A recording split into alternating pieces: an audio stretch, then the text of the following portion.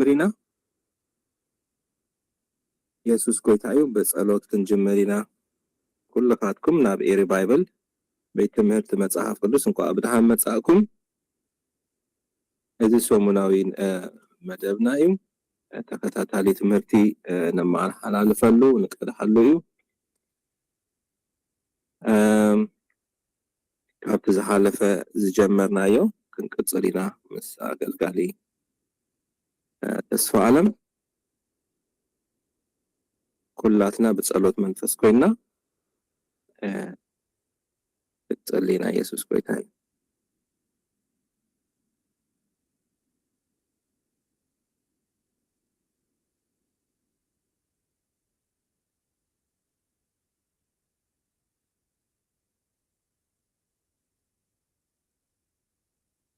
ሃሌሉያ ኢየሱስ ጎይታይ ሰማይን ምድርን ዝፈጠረ አምላክና ነምልህ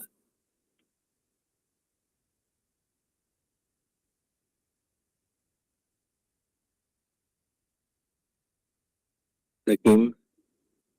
بزي حاتيات بكل كم زكامانا تفتنا ينبر بدخامنا زي دنقص قلنا كدنقص قلنا زي خيل ديك كاهن يبلنا نمو بسمايات زحالف عوي لك كاهن عندنا يسوس ودى أملاك كابز هلو الناس معنا نزنا سلزي مهرت ما انت كنقبل بقزيت سبابانا رديت نركب تأقا كنركب بتبعاتنا زفان ጸጋ نقرب يبل ዕብራውያን 4:14 ያንብበልኩም ኢየሱስ ጎይታዬ ሃሌሉያ ቃሉ ክንመሃር ክንካፈል ኣብ ቀድሚው ክንቀርብ ኮለና ጸጋ ዝፋን ናይ ንቀርብሞ በዚህ መንፈስ ኮይና በጸሎት ክንከውና ከተካፈለው ቃሉን በዚህ መንፈስ ኮይና ክንሰምዕና ማለት እዩ ሃሌሉያ ጎይታን መስክነካለና ከምዚ አይነት እድል ስለዝሃብካና ነመስክነካለና ጎይታ በኢየሱስ ክርስቶስ ስም አጣት ዘበለ ርክሰት ድኻም ዘበለ ካባና ከተርኸኦ ይጸልይ ኣለኹ ምሕረት ክትገበር ይጸልይ ኣለኹ ኣብዚ ከይግብኦ ቃልካ ክሰምዕ ዝመጽእ ከይህሉ ብምሕረትካ ክትጥምተና ንጸልይ ኣለና ቃልካ ክነኽብር ንኣኻ ነብር ክንከውን ክትረዳእና ንጸልይ ኣለና ከምዚ ዝበለ ግዜ ስለዝሃብካና ነመስግነካ ኣለና ብዙሕ ኩነታት ሓሊፎም ናብ ዝበጽሑ ዝመጹ ሰባት ብዙ ተፈላለየ ነገራት ድማ ልቦም ዝኸበደ ንስኻ ክትሕግዞም ንጸልይ ኣለና ናብ ዝመጹ እንዳደለዩ ዘይከኣሉ ድማ ንስኻ ኣብ ዘለዎ ክትባርኾም ንጸልይ ኣብዚ ድማ ንዘራረበሉ ንመሃሮ ነገር ኩሉ ካብ መንፈስካ ክትምህረና ንጸልይ ኣለና ነቲ ዘገልግለና ኣውና ድማ ጎይታ በኢየሱስ ክርስቶስ ስም በመንፈስ ቅዱስ ክትረድኦ ንጸልይ ኣለና ኩሉ ነገሩ ክትባርኽ ቤቱ ክትባርኽ ሙጻእ ምእታው ክትባርኽ ኣገልግሎቱ ክትባርኽ ንጸልይ ኣለና ኩሉ ዘገልግሉ ምሳና ክትባርኾም ንጸልይ ኣለና ኣብ ኤሪ ባይብል ዘገልግሉ ኩላቶም ክትባርኾም ስርሖም መነባብሮኦም ኩሉ ክትባርኽ ንጸልይ ኣለና እቶም ዝመሃሩን ንስኻ ጸጋ ክትብዝሕ ንጸልይ ኣለኹ ዓይኒ ክትህቦም ንጸልይ ኣለና ስለ ሁሉ ነገር ተመስገን ጊዜናን ሰዓትናን ንስኻ ተቆጻጸሮ በመንፈስ ቅዱስካ ግዛአና ጎይታ በኢየሱስ ስም አሜን ኢየሱስ ጎይታ እዩ ንደገመን ቋ ብድሃ መጻእኩም ይባርኩም እጂ ቀጥታ ናብ ትምህርቲና ክንሃልፍ አገልጋሊ ተስፋ ዓለም ናባኻ ማይክ ተባረክ Thank you ቃልአብ እግዚአብሔር እግዚኦ ይባርክካ አምላክ መስገን እንኳ ብድሓን በሰላምና በኤሪ ባይብል መጻእኩም አምላክ መስገን እዚ ማዕማይና ዘይተረፈና ዝብል ወይ ቆሎ ምዕባይ ርእስቲ ካልኣይ ሰሙን ኢና ሒዝና ዘለና ካብቲ በቀዳማይ ዘቋረጽና ክንቅጽሎ ኢና ناتهم زي ما توزنا باروغن يشتي حلف ندابول كوكريت وقدايس زحلف سمون قدام زتمهارنايو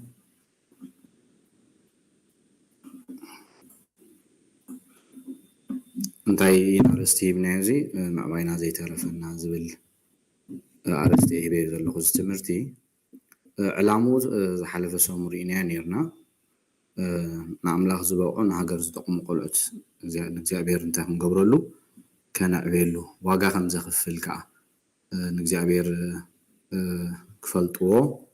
سقيلون كفلتو يقولون يوم سلازيك والعام باي واقا كمزة خفل فليقنا نزل الحسابي استمرتي كالون كالا حسابون ما يمدحن من قد كان ريوم كابتاس تولو دولات حيزون ساعتها دك 13 عام زخونو ساعتها زوسنو دك 13 عام مقام نسكونو كوسنو زغلولو عدمي كاب نسنا تمات حزنا كنمهرومن كان ابيوم انت زيك إلناغن مسعبيو ولا حنت قال سلا زي زرعنا لهم نابت مدحان كمصو يقولون يوم ابت مدراوي هيوتون كم يغيرنا كنحجزهم كم زلنا يتقند علامو نايز تمرتي حفشاوي معباله هصانات እቲ child development ንብሎ ካብ ማህፀን ጀሚሮም ሳዕ ዝዓብዩ ዘሎ እቲ ኣእምራዊ ስምዒታዊ ማሕበራዊ ኣካላዊ ዝብል እቲ child development ዘርኢ ትምህርቲ እዚ ዕላምኡ ንሱ እዩ ምክንያቱ ኣካላዊ ዕቤቶም ኣብ ደቂ 2 ወይ ደቂ 4 ዓመት እንታይ ዓቅሞም ዘለዎም እንታይ ሓይሊ ከም ዘለዎም ክንፈልጥ ሕግዘና انت عينت سرح كنبوم كم زلنا ونبوينا نفلت عمراون بتي عدمهم مسرت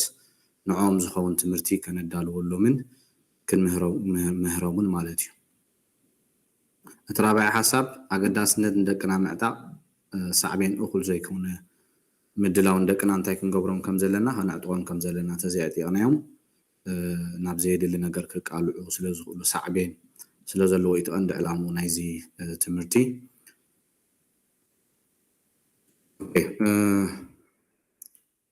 ባቢ ሽድሽተ ዝኾኑ ነጥብታት ተንኪፍና ነርና በቀዳማይ እግዚአብሔር አምላክ ንህፃናት እንታይ ከም ዝገበሮም ከም ዝፀውዖም ከም ዝደልዮም ክልእኾም ከም ዝደሊ ክብሩ ክገልፁ ከም ዝደሊ ካብ ሕዝቅኤል ወሲድና ተሓሳብ ሪና ነርና ካብ ሕዝቅኤል ምዕራፍ 47 ካብ ጥቕሲ 1 ክሳብ ጥቕሲ 12 ዘሎ ምስ ፈለጡ ኣብ ዓለም ከይዶም ናቱ ነገር ናቱ حقي صدقي انت خبرو نخገልጹ እግዚአብሔር አምላክ እንታይ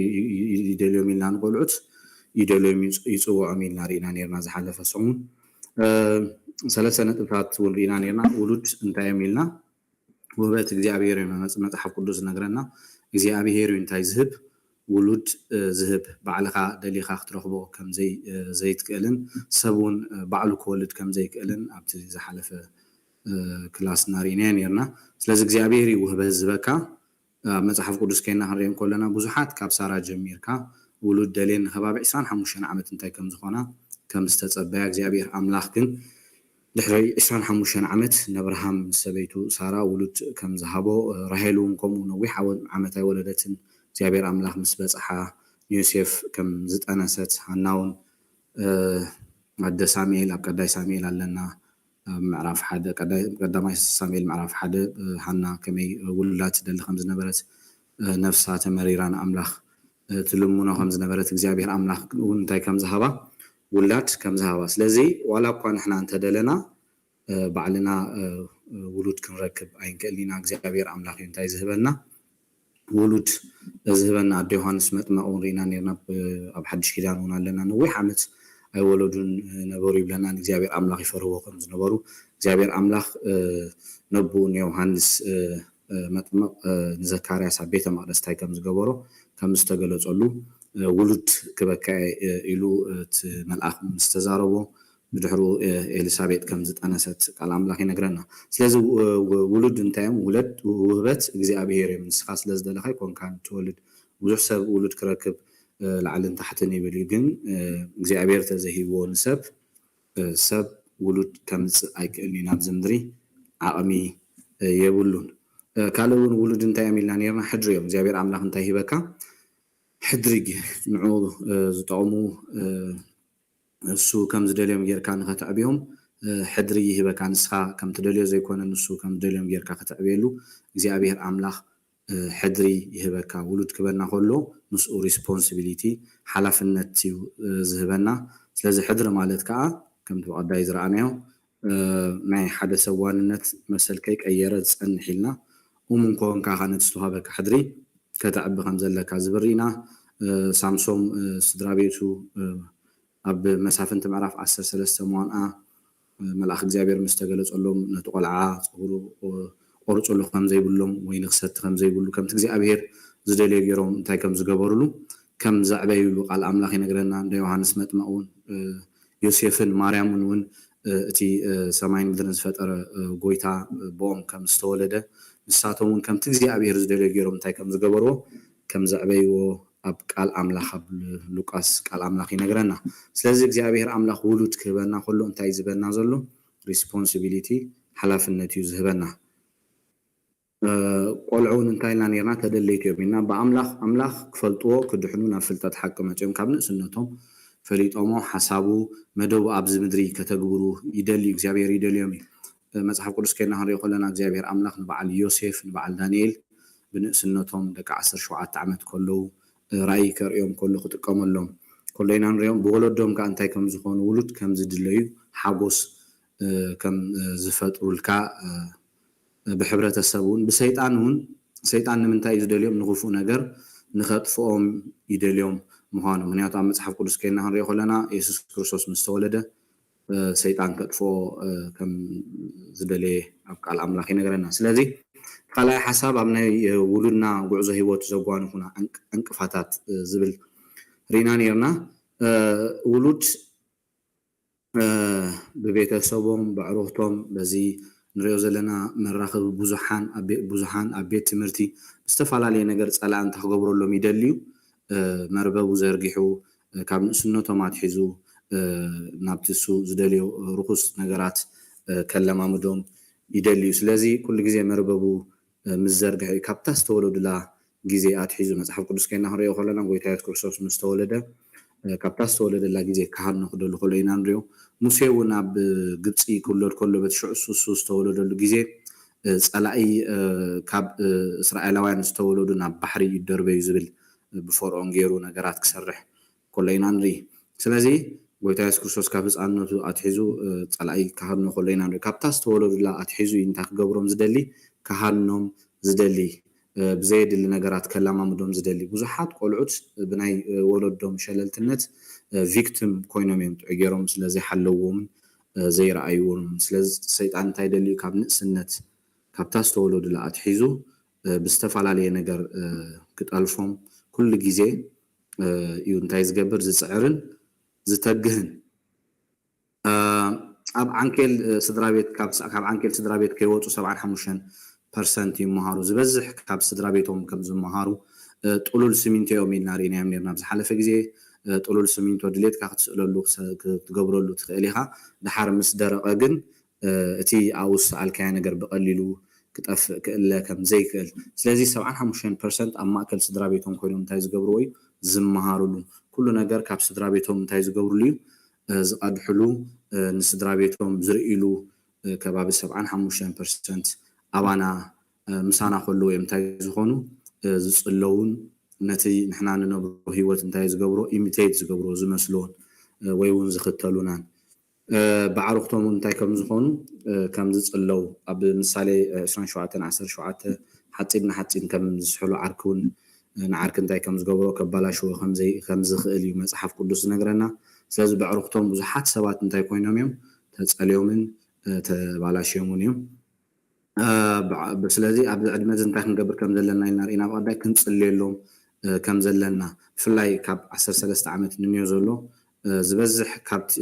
نعنا نسمع قديفهم زبزح نعرفتهم انتي زغبرلو عدمي زسمعلو عدمي اوف كورس ولا نعنا كو تسمعنا كنتي نعرفتهم غيرهم سمعهم كن انتي غبرنانيو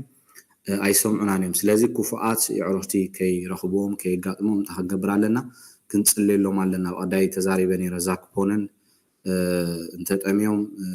تمغبوم تقوريرهم بخبرتا تخونو كابتناي صلمات السرار حاجن بصلوتيخا تشوفنهم سلازم دقنا أبزع مزب بفلاي كابن سنة ما تحزنا مستعوي عزيز تقومهم أبت منفسان أبت مدراو نجرز حجزهم عرقتي نعون نبكم عينة عرقت نقربين عن تهنجبر لهم زلنا كنصلي لهم دلنا ينارينا نيرنا قدامي سلازي إلكترونيكس نزلوا ولدو نزل نيو جنريشن تاي قبرهم زلوا بلاشو أيكون نزي نزي حدش ولدو نبزو حزب عالم تاي زقبر زلوا ينارينا بلاشو زلوا كاب من باب كاب مسلاي انتاي قبرهم كم زلوا كم زاليوم زلوا رينا نيرنا مهنياتو كلتا نقرات كم زقات ريناو مس እግዚአብሔር زلوا ناي مصنح ጊዜ كم زبلعو كلايون ኣብ ውሽጢ ገዛ ኮይኖም ዝተፈላለዩ ዓይነት ሰባት ክራኸቡ ከም ዝኽእሉ ምዘይን ፈልጦም ኣብ ገዛ ኣለዉ ኢና ንብል ዘለና ግን በቲ ቴክኖሎጂ ምስ ብዙሓት ሰባት ዘየድሊ ነገር ክለማመዱ ስለ ዝኽእሉ ክንጥንቀቕ ኣለና እንታይ ርእዩ እንታይ ይጥቀሙ ክንፈልጥ ኣለና ካልእ እውን እዚ ፖርኖግራፊ ንብሎ ፅዩፍ ትምህርቲ ወይ ከዓ ፅዩፍ ስእሊ ብቐዳማይ ርኢና ነርና percent كباب 900 تودات كم زري 600 ون أوالد كم زري عيلنا نيرنا سلز دكنا موبايل كنبوم كلنا لابتوب كنبوم كلنا انتاي ريلو انتاي يتقاملوا له تطنقي انا هنحلوهم كم زلنا ينا بتحلفه تماهرنا مخنياتو مايل ستايل تزاريبني بانترنت انتاي كم تحلف زبزح ولد انتاي غبرون يميلو ኣይፈልጦንም ኣይርድኡን የሚሉ ኢሉ ተዛሪቡ ስለዚ ደቂ 7 ዓመት ምስኮኑ ኣብ ዝዕድ መዚ ኪሪየስ ስለዝኾኑ ነገራት ክሪኡ ስለዝደሉ ተረዲዎም ኣይኮነን ክሪእዎ ዝደልዩ ግን ኪሪየስ ይኾኑሞ ነቲ ዝጥቀሙሉ ጋጀት ላፕቶፕ ክኸውን ይኽእል ኮምፒውተር ኣይፓድ ክኸውን ይኽእል እንተዚ ዓፂን ኣለዎም እንታይ ክገብርዎ ይኽእሉ እዮም ፊልተር ስለዘይብሉ ክሓልፍ ይኽእል እዩ ኪሪየስ ኮይኖም ክሪእዎ ይኽእሉ እዮም ካብ ትዕድመቲ ኣትሒዙ ሂወቶም كبلاشو يغلي حدا جزء بإنترنت سمعوني راح حدا قال ود شو عت عمت كله نقوم عينة الممدات كم زعتوا بهميو سدرابيت ونبندا بحقو فيزيت قبره ويون أو مسوق تصنح مسجرفو أبتنا بحقو مسئة رخيبنا كم نجر انتاي كم زخانة كم استقال نوح عمت نوح جزء انتاي كم زجبره واقع كم زخفله أبيتي بالنا كم ريون قلينا نتناتو كونغريجيشن نت زغلغلو حزبيو እግዚአብሔር አምላክ ከምንታይ ማእሰርቲ ከምንታይ ከምዘን ናገፎ ዝምስክር ነይሩ ስለዚ ክንጥንቀቕ ኣለና ብኢንተርኔት ብዙሕ ነገራት ስለ ዝሓልፍ ኣይጠቀሙ ይኮነን ጠቀሙ ተኾይኖም ግን ኩሉ ነገራት ብጥንቃቐ ክኸውን ከም ዘለዎ ተዛራሪብናሉ ነርና እዚ ሓሳብ እዚ ሂበው ነይረ ላፕቶፕ ክጥቀሙ ተኾይኖም ኦፍ ኮርስ ሕጂ ብኢንኮግኒቶ ተጠቂሞም ፀገም የብሉን ሂስትሪ ፀንሓካን እዩ ولا حنتي انفورميشن اي صنحكان تطقيمهم زليوم نتا كمبيوتر عصيوم اخذو خليهم اذن نيو زلنا اب كن حنسا اب كمبيوترنا مسعانيو $30 ينا نغزو مسعانيو دقنا انتي تطقيمهم بسكرين سيلو كصنحلنا يخليو معناته ناتنا باسورد لنا بناتنا باسورد ينا ناتو نساتو ما يفلطونيو ولا كيدوم ان انستول كبلو تدليو باسورد يوز عصو زحاتهم ስለዚህ ብዙሕ ዘየድል ነገራት ንኸይሪዩ በዚ ሶፍትዌር ጌርና እንታ ክንገብር ንኽእል ኢና ክንዓፅዎም ንኽእል ኢና ስለዚ ኦፍ ኮርስ በዓል ኢንኮግኒቶ ሕጂ ሓደገኛ እዩ ወላ ሓንቲ ሂስትሪ ስለዘይፅናሓልካ እዚ ግን እንታይ ይሕግዘካ ዋላ እኳ ክርእዩ ኢሎም ተዘይኮኑ ብካልእ ነገራት ዝመፅእ ብቫይረስ ተመሲሉ ነቲ ዌብሳይት እንታይ ከም ዝገብሮ بلوك كم زغبرو رينا اكشوالي سوفتوير نبعلو انتي الله اب يوتيوب زيد لنا نغرات ميبي كم زي كفات يكون حطير غيرا غالن ستيت غلا زخون اندار ايو دغاغيمو سئلي حيزو امو داتا دحر 3 غزي انت خغبرو يخيلي كعصو يخيلي بخمز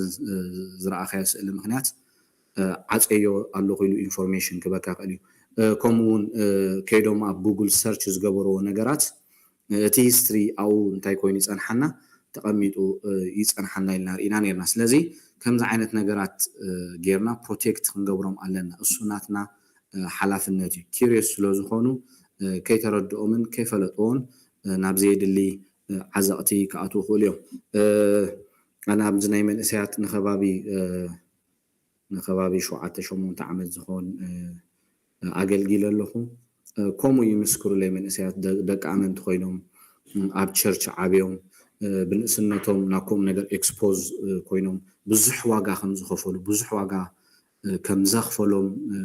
ولا وان كتمسكر تخلي ولدي دق امنت يوم ولدي كل نجرات كفات سلازهونا انتاي ايرن سلازين فلت ابنوس ادمنا بخمزي ناب زيد لنجرات تقاليصنا تقاليعنا نايلو ولا نخزاربولو نخالق نولدو الممهار نخون كزاربولو كم زلنن كزاربولو خم زخلن انتاي كم زغبورني كم زحبروني سلازي نغرز بقليلو كنريو يبلنا ايباد و ايفون تجازينا لهم كم يغيرنا خنعصو خم زلنا بقداما يرينا نيرنا مس عصنايو اوف كورس نز بسئل اميت يزلخو ناب سكرين تايم كينا بدحرو ناب كونتنت اند ريستريكشن كينا ريستريكشنز بلالو باسورد اتينا كنعصولهم نخدينا ناتنا باسورد غيرنا بدحرو زرايو زبله كله ديليت كبلو يقولونيو እንደገና በደገዝ መጽ ዘይጽብቁ ነገራቱን already password ስለዝገበር ካሉ limit for adult ይልካ አጽኻ ስለዘለኻ ዝኾነ ዓይነት ነገራት ከሓልፎም ኣይክልኒ ካልውን እቲ ናይ አፕ ስቶር ትመጽዓኒ ሓንሳ ምጽዓኑ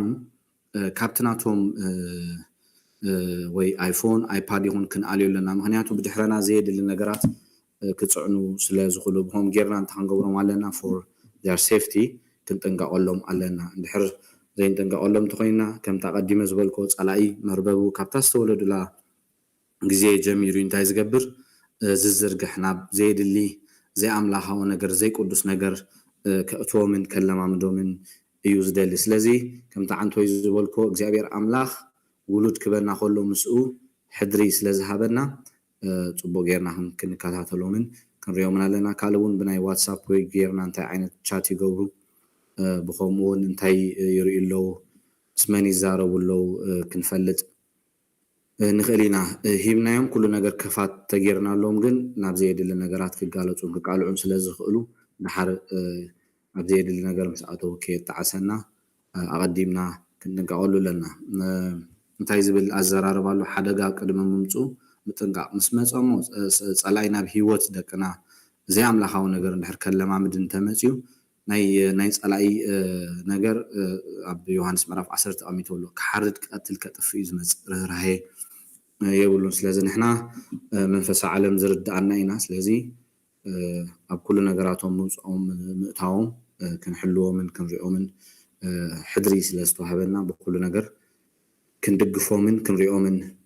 علنا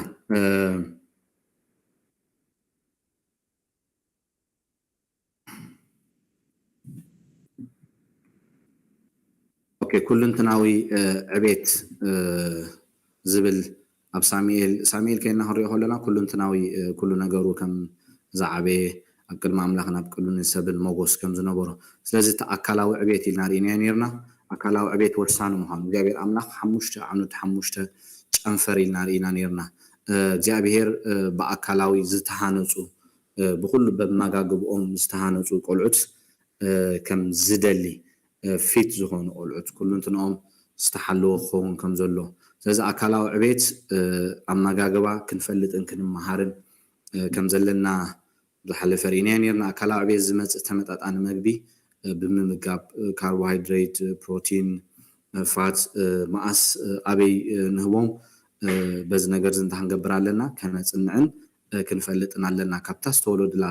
ሰዓት አትሒዝና بكل ነገር ክንምግቦምን ከነዕብዮምን ኣለና አዶውን አክቹዋሊ ካብ ማህፀን ጀሚሩ እቲ ነገር ክጅምር ዘሎ አደ ብትክክል ትምገብ ተኮይና ነቲ ቆልዓ ብጥዕና ንኽውለድ ይሕግዞ እዩ بتخكل زي تمجبت خويناون صبو كم زي كونه ولا بحكمنا كينا كانت نوعا كريون خليناون افلطون على الناس لذي استمالت عنا عرفتن كلهم انتخوينو اكسرسايز يقبروا لهم اكلاو من قسقاس صوتا كقبروا اللهم بتخالي حساب انتهينا نيرنا عمراوي እግዚአብሔር አምላክ ካብታ ሰወለዱላ ትሕዙ እንታይ ቦሚ ኣእምሮ ሂቦም በብዓመቱ ካብታ ዝተወለዱላ በብዓመቱ መፅሓፍቲ እናገበርና እንታይ ክንገብሮም ኣለና ክንምህሮምን ክንኣልዮምን ኣለና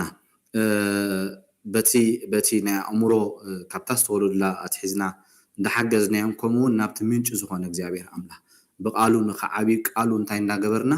እንዳምሃርና ከነዕብዮም ናትና ሓላፍነት እዩ እዚ ቻነል እዚ ተዛራሪብናሉ ነርና ብቀዳይ እዚ ዎን ድሪም ዝብል ብዙሕ ኢንፎርሜሽን ክበና ክእል ከም ወለዲ ንደቅና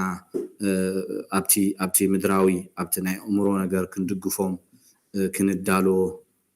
ኣለና ኢልና ብዝሓለፈ ሰሙን ሪና ነርና ስለዚ ቻነል ከይና ክንሪኦ ንኽእል ኢና ንወርሒ ከባቢ $19 እዮም ዘኽፍሉ ካኒ ዓመት ተኸፊልካ ዋጋ ይቕንስ እዩ ብዙሕ ትምህርታት ኣለዉ ክሕግዘና ዝኽእል ገለገለ ትምህርታት ንደቅና ኢልና እውን ተተማሂርናዮም ፅቡቅ እዩ ክዓብዩ ከለዉ ክንሕግዞም ከነረድኦም ኣብቲ ዝመሃሩሉ በብዓመቱ የማነ ኢድና ክንህቦም ኣለና ስለዚ እግዚኣብሔር ኣምላኽ በቲ ኣካላውን በቲ ኣእምራውን ዝተሃነፁ ቆልዑት ይደሊ እዩ ኣብቲ ማሕበራውን ሶሻል እግዚኣብሔር ኣምላኽ ንሰብ ማሕበራዊ ገይሩ ይፈጢሮ ስለዚ ካብታ ዝተወለዱላ ግዜ ኣትሒዝና ፍቅሪ ተሂብናዮም ከነፃወቶም ተጀሚርና ብኩሉ ክንከናኸኖም ተጀሚርና ኣብ ሕብረተሰብ ምስ ካልእ ሰብ ክነብሩ ከሎ ኣሸገርቲ ሰባት ኣይኮነን ኮይኖም ክነብሩ ዝኽእሉ መብዛሕትኦም ኣብ ታሪክ ከይና ክንሪኦም ከለና ንምድሪ ዘጨንቅዋ ሰባት ኣብቲ ማሕበራውን ኣብቲ ስምዒታውን ዝተጎድኡ ምዃኖም የፅንዕዎ ስለዚ ወለዲ ብፍቅሪ ክንቀርቦምን ክንከናኸኖምን ግዜ ክንቦምን ኣለና ኣብቲ ማሕበራዊ ከምቲ ፍቅሪ ዝሃብናዮም ኢና ኣብቲ ደገ ወፂኦም እንታይ ዝገብርዎ ዝገልፅዎን ዘርእይዎን እቲ ራብዓይ ሓሳብ እውን ስምዒታዊ ዕቤት እቲ ኢሞሽናል ኢልና ሪናዮ ነርና ስምዒታዊ ዕቤት ኣብ ናይ ኩልንትናዊ ናይ ዕቤት ጨንፈር ዝካተት ክኸውን ኢልና ናይ ሓደ ሰብ ውሽጣዊ ስብእና ዘመልክት እዩ ኣብ ውሽጡ እንታይ ዝገብሮ ዝሓስቦ ሰብ መንፈስ ነፍሲ ስጋ ኣለዎ እቲ ነፍሲ ዝበሃል እቲ ሳይኪ ንብሎ ኣእምሮ ስምዒት ፍቃድ ሒዙ ኣሎ ስለዚ ኣብቲ ስምዒቱ ዝተጎድአ ሰብ ድሓር ኣሸጋሪ ባህርያቱ ተነቃፊ ሓደገኛ ሰብ ኮይኑ እዩ እንታይ ዝገብር ኣብ ሕብረተሰብ ዝግለፅን ዝገሃድን ኣቢዩዝ ኣብ ሰለስተ ይኽፈል እቲ ሓደ ፊዚካል ኣቢዩዝ እዩ ንሰብ በሊሕ ነገር ይኹን በትሪ ይኹን ብማይ ውዒ ክኾን ብዝተፈላለየ ነገር ክህረም ወይ ክህሶ ከሎ ፊዚካል ኣቢዩዝ ንብሎ እቲ ሓደ እውን ኢሞሽናል ቃላት ዘየድሊ ቃላት ንደቅና ክንዛረብ ከለና ኣብቲ ናቶም ኢነር ኣብቲ ኢሞሽን ናቶም እንታይ ክኾኑ ይኽእሉ እዮም ክጉድኡን ክህሰዩን ይኽእሉ እዮም ስለዚ ከነዕብዮምን ክንኣልዮምን ከለና ቃላትና ክንጥንቀቕ ኣለና እንታይ ንዛረብ ክንፈልጥ ኣለና ከም ሕብረተሰብ ቁሩብ ኣብቲ ኣዘራርባ ኮሚኒኬሽን ስኪል ብዙሕ ንሽገር ስለ ዝኾና ንደቅና ብዘየድሊ ቃላት እንታይ ንገብሮም ኢና ንጎድኦም ኢና ኣብ ዓድና ዝዝረብ ቃላት እውን ንፈልጦ ኢና ደም ኮንካ ተትከይድ ተዘይትውለድ ተጠፍእ ተበንቆስ እዚኦም ዓይነት ቃላት ነቲ ናይ ውሽጢ ሰብ እንታይ ገብሩ እዮም ንስምዒት ናይ ሰባት ስለ ዝጎድኡ ገለገለ ቃላት ምስ ሰማዕካዮ ምስ ደቅና ምስ ሰምዕዎ ነዊሕ ግዜ ምስኦም እንታይ ክገብር ይኽእል እዩ ክፀንሕ ይኽእል እዩ ክሃስዮም እውን ይኽእል እዩ እቲ ሳልሳይ እውን ሴክሹዋል ኣቢዩዝ ንብሎ እዚ እውን ብንእስነቶም እንተዘይሓሊናዮም እንተዘይርኢናዮምን በዚ ነገር እንተተጎዲኦም ኣብቲ ስምዒቶም ዝተጎድኡ ብዙሕ ዘየድሊ ፅቡቅ ነገራት እዩ ዝኸውን ኣብ ሂወቶም ብቀዳማይ ተንኪፈዮ ነይረ ሓንቲ ሰብ ከምኡ ቦቦኣ ትዕመ ዝነበረት ንከባቢ 20 ዝኾኑ ኣወዳት እንዳፀውዐት ኣብ ገዛኣ ክትቆትሎም ኣብ ሓደ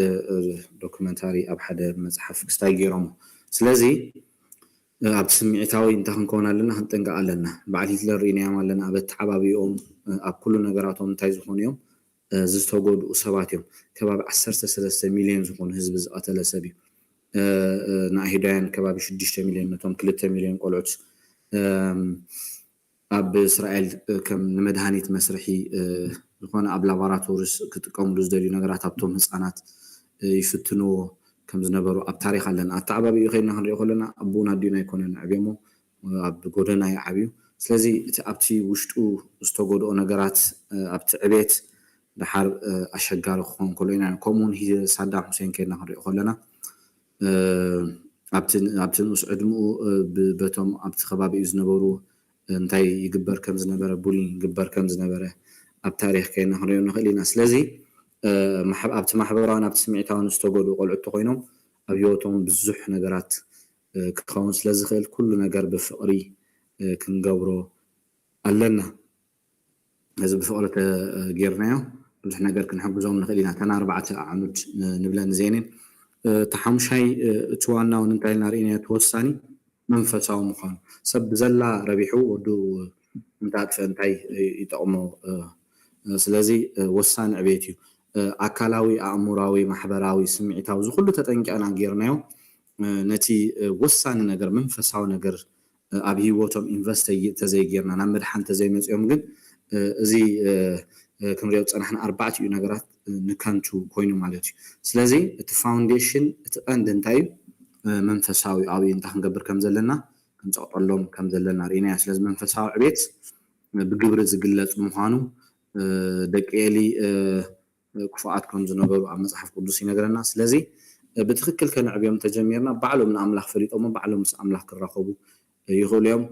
سامي إلين قوي تحس كورسوسن كنا هريم كل الناس درهم بتخكل جيرهم عبيهم أبتي أبنوس عدمون بزعبا من النتهم بزعبا زيابير كزارو بصدق يدوك ولو خلو إنان ريوم سلاز بتسقى بقومة انتهي قورنيرهم يعبي خمس نبوري نجرنا سلازي منفساو عبيت بهيوت زرقاء زجهاديو جن إنفست زي جيرنا لهم عب هيوتهم كرقة أيكلني سلازي بمنفساو هيوت مع باب لوكاس يسوع كريستوس بتسقى يعب خمس نبرة إلنا رينيو سلازي بتسقى بقال بكله خنا عبيهم كم ذلنا ريناني الناس لازم نفع مرحمين إلنا تندوق دايز جبر قواسا إلنا ندوق زقاسي زعل نفع مرحي بتجهات بيتو يسرح لنا أبدا حل فرينا نفع مرحي تعرام حرستا يمثل جيزيو زفلت كندي أموس أو ما مقطعهم ندوق انتايز جبر زحلون زرقني لنا رينا نفع مرحي من فساعويت ذا الدار أفتر جالس أون هرتبل ري يعني أنا بعد ذلك على 10 متعزخون جليسنا نيرنا سلازي بكل نجار كن مرحومن كن اليومن قالنا قولت كوينا مستولدو انتي وساني خمزو سنو ايفلطون يوم نحنا اينا انتي نقبرهم منتر نقبرهم نمهرهم نسألي لهم جايد نقبرهم هيوتم انفست نقبر ريمبر كن رسوعو زي بلنا زي ابيهر املاخ حدري يوهيبلنا كم تكزي ابيهر زدلو يجيرنا اينا انت هنقبرو اللو زلنا كان عبير اللو زلنا زي ابيهر حلافنت ولدو كوا تهابنا كن حقو سلوم قد مسؤول انتي زبنا حلافنت يوزبنا سلازي بقيرنا كان عبيه مالنا تحمشي حساب انتي نارينيو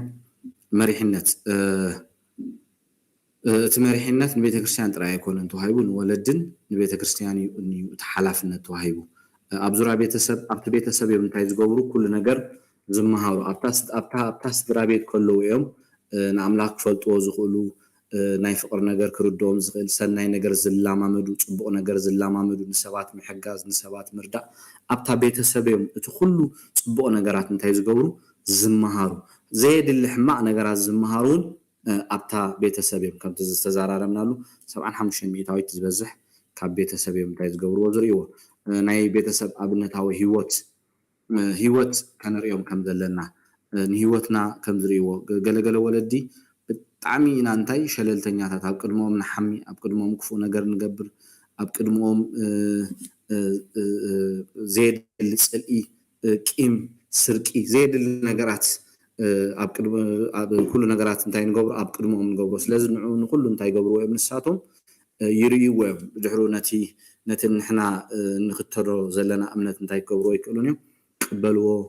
أيكلونيهم سلازي كنت نقول لهم علنا حدا أب حدا صحفي ريونيرا أبو يعبي وابتناتو ناي أبو قبر استزاربو قالات بقى ديفاين جيرو نبو كابتاس ولد كلها مع تتحسكا أب كل نجاراتي تدقفن نيركا بفقرة عليه نيركا أب تمدراوي ኣብ ፅቡቅ ቦታ ንክበፅሕ እንታይ ጌርካኒ ኢኻ ረዲእካን ደጊፍካኒ ኢኻ ኢሉ ነቡ እንታይ ክገብሮ ከሎ ከመስግኖ ከሎ ኣብቲ ናይ ቀብሪ ስነ ስርዓት ካልእ እውን እንታይ ኢሉ መስኪሩሉ ነቡ ንክርስትና ክክተሎ ንክስዕቦ ዝገበርካኒ ኣብነት ዝኾንካኒ ኣቦ ኢኻ ኣብ መወዳእታ እንታይ ኢሉ ነቡ ዲፋይን ገይርዎ እግዚኣብሔር ኣምላኽ ይርድኣኒ ከምቲ ስኻ ኣብዚ ምድሪ ነቢርካዮ ዝኸድካ ሂወት ከምኡ ነቢረ ክኸይድ ኢሉ ኣብቲ ናይ ኣቦ ናይ ቀብሪ ስነ ስርዓት ከስምዕ ከሎ ኣብ ሓደ ፅሑፍ ረኺበዮ ስለዚ ኣብነታዮም ኮይና እንተርኢናዮም ነቲ ሒዝናዮ ዘለና እምነት እንታይ ክገብሩ ይኽእሉ እዮም ክክተልዎ ይኽእሉ እዮም ዋጋውን ክኸፍልሉ ይኽእሉ እዮም ስለዚ ናይ ቤተሰብ ኣምልኾ ክህሉ ከም ዘለዎ ርኢና ንፅልየሉ ቃል ነንብበሉ ብሓባር ኣብ ገዛና ክህልወና ኣለዎ ተዘይብልና እውን ክንጅምር ኣለና ንዝምረሉ ቃል ንምሃረሉን ንፅልየሉን ምስ ደቅና ናብ ሳንዴይ ስኩል ክንልእኾም ኣለና ኢልና ርኢና ነርና ሳንዴይ ስኩል እዚ ሰብ እዩ ጀሚርዎ ነይሩ ኢልና ብዝሓለፈ ርኢና ነርና ስለዚ ደቅና ናብ ትምህርቲ ሰንበት እንታይ ክንገብሮም ኣለና ክንልእኾም ኣለና ኣብኡ ብዙሕ ነገራት ስለ ዝመሃሩ ሳልሻይ ሓሳብ ናይ መንእሰይ ኢልና ርኢና ነርና መንእሰያት ኣብዚ ጉብዝና እዚ ካብ 13 ዓመት ክሳብ 16 ዓመት ዘለው እንታይ ዝኾኑሉ ብዚ ዕድመ ዝፍተንሉ ናይ ሓድሽ ናይ ሂወት ምዕራፍ ፈተና ኢልና ርኢና ነርና በዚ ኣንጻር ናፅነት ናይ መንነት ሕቶ ናይ መዘና ድፊት ናይ ኣንጻር ፆታ ስሕበት ገንዘብ መሳርሒ ኤሌክትሮኒክስ ገደብ ኣልቦ ርክብ ዝተዛብዑ ኣመለኻኽታ ፍልስፍና ዝኣምሰሉ ይርከብዎም ስለዚ ከባቢ 13 ካብ 14 ዓመት ንላዕሊ ዘሎ በዚ ነገራት እንታይ ከም ዝኾኑ ከም ዝፍተኑ ኣንጻር ናፅነት 18 ምስ መልኡ ካብ ቤተሰቦምን ካብ ቤተክርስትያንን ርሒቆም ኣብ ሂወቶም ፅቡቅ ነገር ወይ እውን ሂወቶም ከም ንሳቶም ዝደልይዎ ክመርሕዎ ብዕርኽቶም በቲ ዝርእይዎ ኣብቲ ከባቢኦም እንታይ ክኾኑ እዮም ይፍተኑ እዮም ስለዚ ካባና ወፂኦም ብዙሕ ዘይፅቡቅ ነገር ኣብ ሂወቶም ክኸውን ከም ዝኽእል ከነረድኦም ኣለና ምክንያቱ ሲግማን እንታይ ዝብል 18 ዓመት ሰብ ምስ ገበረ እንታይ ከም ዝገብር ናበይ ከም ዝኸይድ ኣይፈልጥን እዩ ኣብዚ ዕድመ እዚ ፅቡቅ ዓርኪ ተረኺቡ ጥዑይ ነገራት ኣብ ሂወቱ ክኸውን ይኽእል እዩ ሕማቕ ዓርኪ ተረኺቡ እውን በቲ ዓርኩ ክፅሎ ይኽእል እዩ ስለዚ እንተወፅአ ካብ ስድራይ ተታዕሊት ኣይተሓዝ ኣይተንክፍ እዚ ግበር ኣይትግበር ዝብሉኒ ነገር ብነፃነት ባሕርነት ክነብር ይኽእል እየ ዝብል ርድኢት ኣለዎም ኣብቲ ከባቢ እውን በዚ ነገራት እዚ እንታይ ይኾኑ እዮም ይፍተኑ እዮም ስለዚ በዚ ነገር እዚ ክንረድኦም ኣለና ናይ መንነት እውን ካበይ ከም ዝመፁ እንታይ ዓይነት ህዝቦም እንታይ ዓይነት ባህሊ ከም ዘለዎም እምነቶም ከይተረፈ ካብ ንእስነቶም ኣትሒዝና ክንነግሮምን ክንምህሮምን ኣለና እንተ ነጌርናዮምን እንተ ምሂርናዮምን ብድሕሪኡ ንእምነቶም ዝጣበቁ ብወንጌል ዘይሓፍሩ ሰባት ኮይኖም መንነቶም ክዛረቡን ክገልፁን ይኽእሉ እዮም ከምቲ የናስ ኣነ ዕብራዊ ነቲ ንቁፅ መሬት ዝገበረ ባሕሪ ዝገበረ ኣምላኽ ይፈርሆ እየ ዝበለ ብዛዕባ እግዚኣብሔር ብትብዓት ነቶም ሰባት መንነቱ ክነግር ከሎ ደቅና እውን ብትክክል ተዕቢንዮም ኣብ ዝኣትዎ ኩሉ መንነቶም ክዛረቡ ይኽእሉ እዮም መንነቶም ተዘይተዛሪቦም ናብ ዘየድሊ ነገራት ኤክስፖዝ ክኾኑ ይኽእሉ እዮም ምክንያቱ ሓደ ሰብ ኣብ ሓደ ቦታ ምስ ከደ ነዚ ኣብዚ መፅሓፍ ነዚ እንዳረኣኽቦ ከለኹ ካብቲ ሓሳብ እንዳፅናዕኩ ከለኹ ከምዚ ሓሳብ ረኺበ ኣብ ቤት ትምህርቲ ምስ ከደ ኣብቲ ሩም እቶም ሰለስተ ምስኡ ዝነበሩ ሩሜት ምስኡ ዝነበሩ ኣመንቲ ይኮኑን ነይሮም መንነቱ ስለዘይተዛረቦም በብመዓልቱ ንዓነይ ምሳና ስተ ንዓነይ ውፃእ እንዳበሉ ኢንቫይት ይገብርዎ ነይሮም ስለዚ ዋላ ናብ ባር ትኸይድ ሞ ምሳና ሶዳ ዋላ ፋንታ ተሰቲሎም ከምኡ እንዳበሉ ናብ ጫት ናብ ወልፊ ኣብ መወዳእታ ናብ ዘየድሊ ወልፍታት እትሞ ካብቲ ትምህርቲ ሓሚቑ ተሰጊጉ ኣብቲ ዝነበሩ ዓዲ ግዳም ሓደር ኮይኑ ሰባት ምስድርኡ ደው ኢሎም ከም ዝሓበርዎም ስድርኡ መፂኦም እንታይ ከም ዝገበርዎ ብካውንስሊን ብካልእ ነገራት ገይሩ ተፈዊሱ እሱ ሕጂ ዝዛረብ ዘሎ ኣብ ሂወተይ ከም ዝኾይኑ ኢሉ ብዕርኽቱ እንታይ ከም ዝኾነ ናብ ዘየድሊ ልምምዳት ከም ዝኣተወ ካብታ ዝኣተወላ መዓልቲ ብዛዕባ መንነቱ ተዝነግሮም ነይሩ ስታንድ ተዝህልዎ ነይሩ ዝተወሰነ ግዜ መፈተንዎ ነይሮም ብድሕሪኡ ግን መንነቱ ጽቡቅ ገይሩ መሰረዶም ተዘረዶም ነይሩ ኣይ ማሓተቱን ነይሮም ደጊሞም ስለዚ ብመዘና ብዕሩኽ እንታይ ከም ዝኾኑ ከዓ ከም ዝድፍኡ ኣብዚ ዕድመ እዚ ከም ተቐዲመ ዝበልኮ ካብ ንዓኻ ንላዕሊ ንዕሩኽቶም እዮም እንታይ ዝገብሩ ዝሰምዖም ስለዚ ብዙሓት ሰባት ብዕሩኽቶም እንታይ ኮይኖም እዮም ናብ ዘየድሊ ሓዳር ናብ ዘየድሊ ምንዝር ናብ ዘየድሊ ወልፊ ናብ ዘየድሊ ስርቂ ናብ ዘየድሊ ቅትለት ኣትዮሞም ስለዚ ኣብዚ ግዜ እዚ ብጣዕሚ ክንፅልየሎም ኣለና እግዚኣብሔር ኣምላኽ ናብቶም ጥዑያት ዕሩኽቲ ናብቶም ዝጠቐምዎም እንታይ ክገብሮም ክመርሖምን ካብቶም ክፉኣት ዓይንቶም ከፊቱ እግዚኣብሔር ክርሕቁ ሓይልን ፀጋን ክቦምን ክንፅልየሎም ኣለና ኣትሊስት ብውሕዱ ኣብ ሰሙን ሓደ መዓልቲ ስለ ደቅና እንታይ ክንገብር ኣለና ክንፀውምን ክንፅልን ኣለና ምክንያቱ ፈታኒ ግዜ ስለዝኾነ ብብዙሕ ነገር ስለዝፍተኑ ኣንፃር ፆታውን ከምኡ ቅድሚ መርዓ ዝግበር ፆታ ስቃይ ቃንዛ ከም ዘለዎ መንፈሳዊ ስጋዊ መጉዳእቲ ከም ዘለዎ ክንምህሮምን ክንዓልዮምን ከነረድኦምን ኣለና ገንዘብ እውን ስር ኩሉ ሓጢኣት ምዃኑ ፅዒሮም ደኺሞም ክረኽቡ ከም ዘለዎም እምበር ብዘየድሊ ብስርቂ ብኣቋራጭ ከምፅዎ ኢሎም ካብ ሂወት ንኸይርሕቁ ከነረድኦምን ክንምህሮምን ኣለና ምክንያቱ ብዙሓት መንእሰያት ሂወቶም ነፍሶም ከይተረፈ ንዝና ንገንዘብ ኢሎም እንታይ ይገብሩ ኣለዉ ንሰይጣን ይህቡን ይሸጡን ኣለዉ ስለዚ ብፅድቂ ብቐንዕና ብኢንተግሪቲ ከምፅዎ ከም ዘሎ ምክንያቱ ኣብ ማቴዎስ ምዕራፍ 6 ንገንዘብ ጎይታ ምስ ኣምላኽ ኣመዓራሪ ይብሉ ልዕሊ 2000 ዝኾን ኣብ ብሉይ ኪዳን ገንዘብ ተጠቂሱ ኣሎ ስለዚ ሱር ኩሉ ክፍኣት ስለዝኾነ ከመይ ብፅድቂ ከምፅዎ ከም ዘሎ ካብ ንእስነቶም ኣትሒዝና ክንምህሮምን ጋይድ ክንገብሮምን ኣለና ኢልና ርኢና ነርና ስለዚ መራኸቢ ብዙሓን እውን እቲ ምስ ኣምላኽ ዘለዎም ርክብ ግዜ ንዑ እንታይ ከም ዝገብሮ ከም ዝበልዖ ካልእ እውን ንኸይዓብዩ ብዙሕ ነገር ካሃስዮም ስለዝኽእል ኣብ ገዛ ኮይኖም እውን ዘየድሊ ሰባት ክራኸቡ ስለዝኽእሉ በዚ ነገር እውን ስለዝፍተኑ ኣብ ኤቭሪ ዝጥቀምሉ ነገራት ተጠንቂዕና ክንሪኦምን ክንሕልዎምን ኣለና ኣመለኻታ ፍልስፍና እውን በዚ ነገር እውን ከም ዝፍተኑ ርኢና ነርና ኦፍኮርስ ትምህርትታት ሰብ ካብ ህበይ መፅኡ ዝብሉ ፍልስፍናታት ኣለዉ ካልእ እውን ሰብ ናይ ገዛእ ርእሱ ኣምላኽ እዩ ዝብሉ ፍልስፍናታት ኣለዉ ናይ በዓል ዳን ብራውን ዳቪንቺ ኮድ ብዙሓት ኣለዉ ናይ በዓል ኦሾ በዚ ነገራት ዝክፅለዉ ስለዝኽእሉ ክንፅልየሎምን ክንመርሖምን ክንኣልዮምን ኣለና በዚ ነገር እምነቶም እንታይ ከይከውን ከይፍተን ዳሕራይ ፀረ ኣምላኽ ከይኮኑ ኣምላኽ የለን ኢሎም መታን ከይክሕዱ ኣብ ምውፅኦም ኣብ ምእታዎም እንታይ ክንገብሮም ኣለና ክንኣልዮምን ክንመርሖምን ክንድግፎምን ኣለና ወሳኒ ናይ ቤተክርስትያን ናይ ወለድን ግዴ ዝብል ርኢና ነርና ባህርያቶም ርኢና ነርና ከባቢ 9 ዝኾኑ ርኢና ነርና ሕድሱ ክሪኦ ይክእልኒ ኣብዚ መሰረታዊ እንታይ እዮም ዝብሉ መጀመርያ ምስ ተወለዱ ንስኻ ኦኬ ኣነ ኦኬ ኮንኩን ካብታ ዝተወለዱላ ትሒዞም ክሳብ 7-8 ዓመት ዘሎ ብቐሊሉ ክምርሑልና ይኽእሉ እዮም ካብ 8 ወይ 9 ጀሚሩ ክሳብ 12 ዘሎ ትዘርእይዎ ባህሪ ኦኬ ንስኻ ኦኬ ኣነ ንባዕለይ ኦኬ ዝብል ሓሳብ ክህቡና ይኽእሉ እዮም ካብ 13-14 እኒኦ ግን ንስኻ ከምዘይትፈልጥ ነገራት ከምዘይርዳእካ ንሳቶም ከምዝፈልጡ ንስኻ ነቲ እሳቶም ፈሊጦሞ ዘሎ ከምዘይበፃሕካዮ ገይሮም ክዛረቡኻን ክነግሩኻን ይኽእሉ እዮም ስለዚ ኣነ ኦኬ እስኻ ኦኬ ኮንካን ዘለካ ዝብል ሓሳብ ክህቡካ ይኽእሉ እዮም ስለዚ ኣብዚ ባህርያቶም ስለዝቃየር ቀሲልና ክንድግፎምን ክንረድኦምን ክንኣልዮምን ኣለና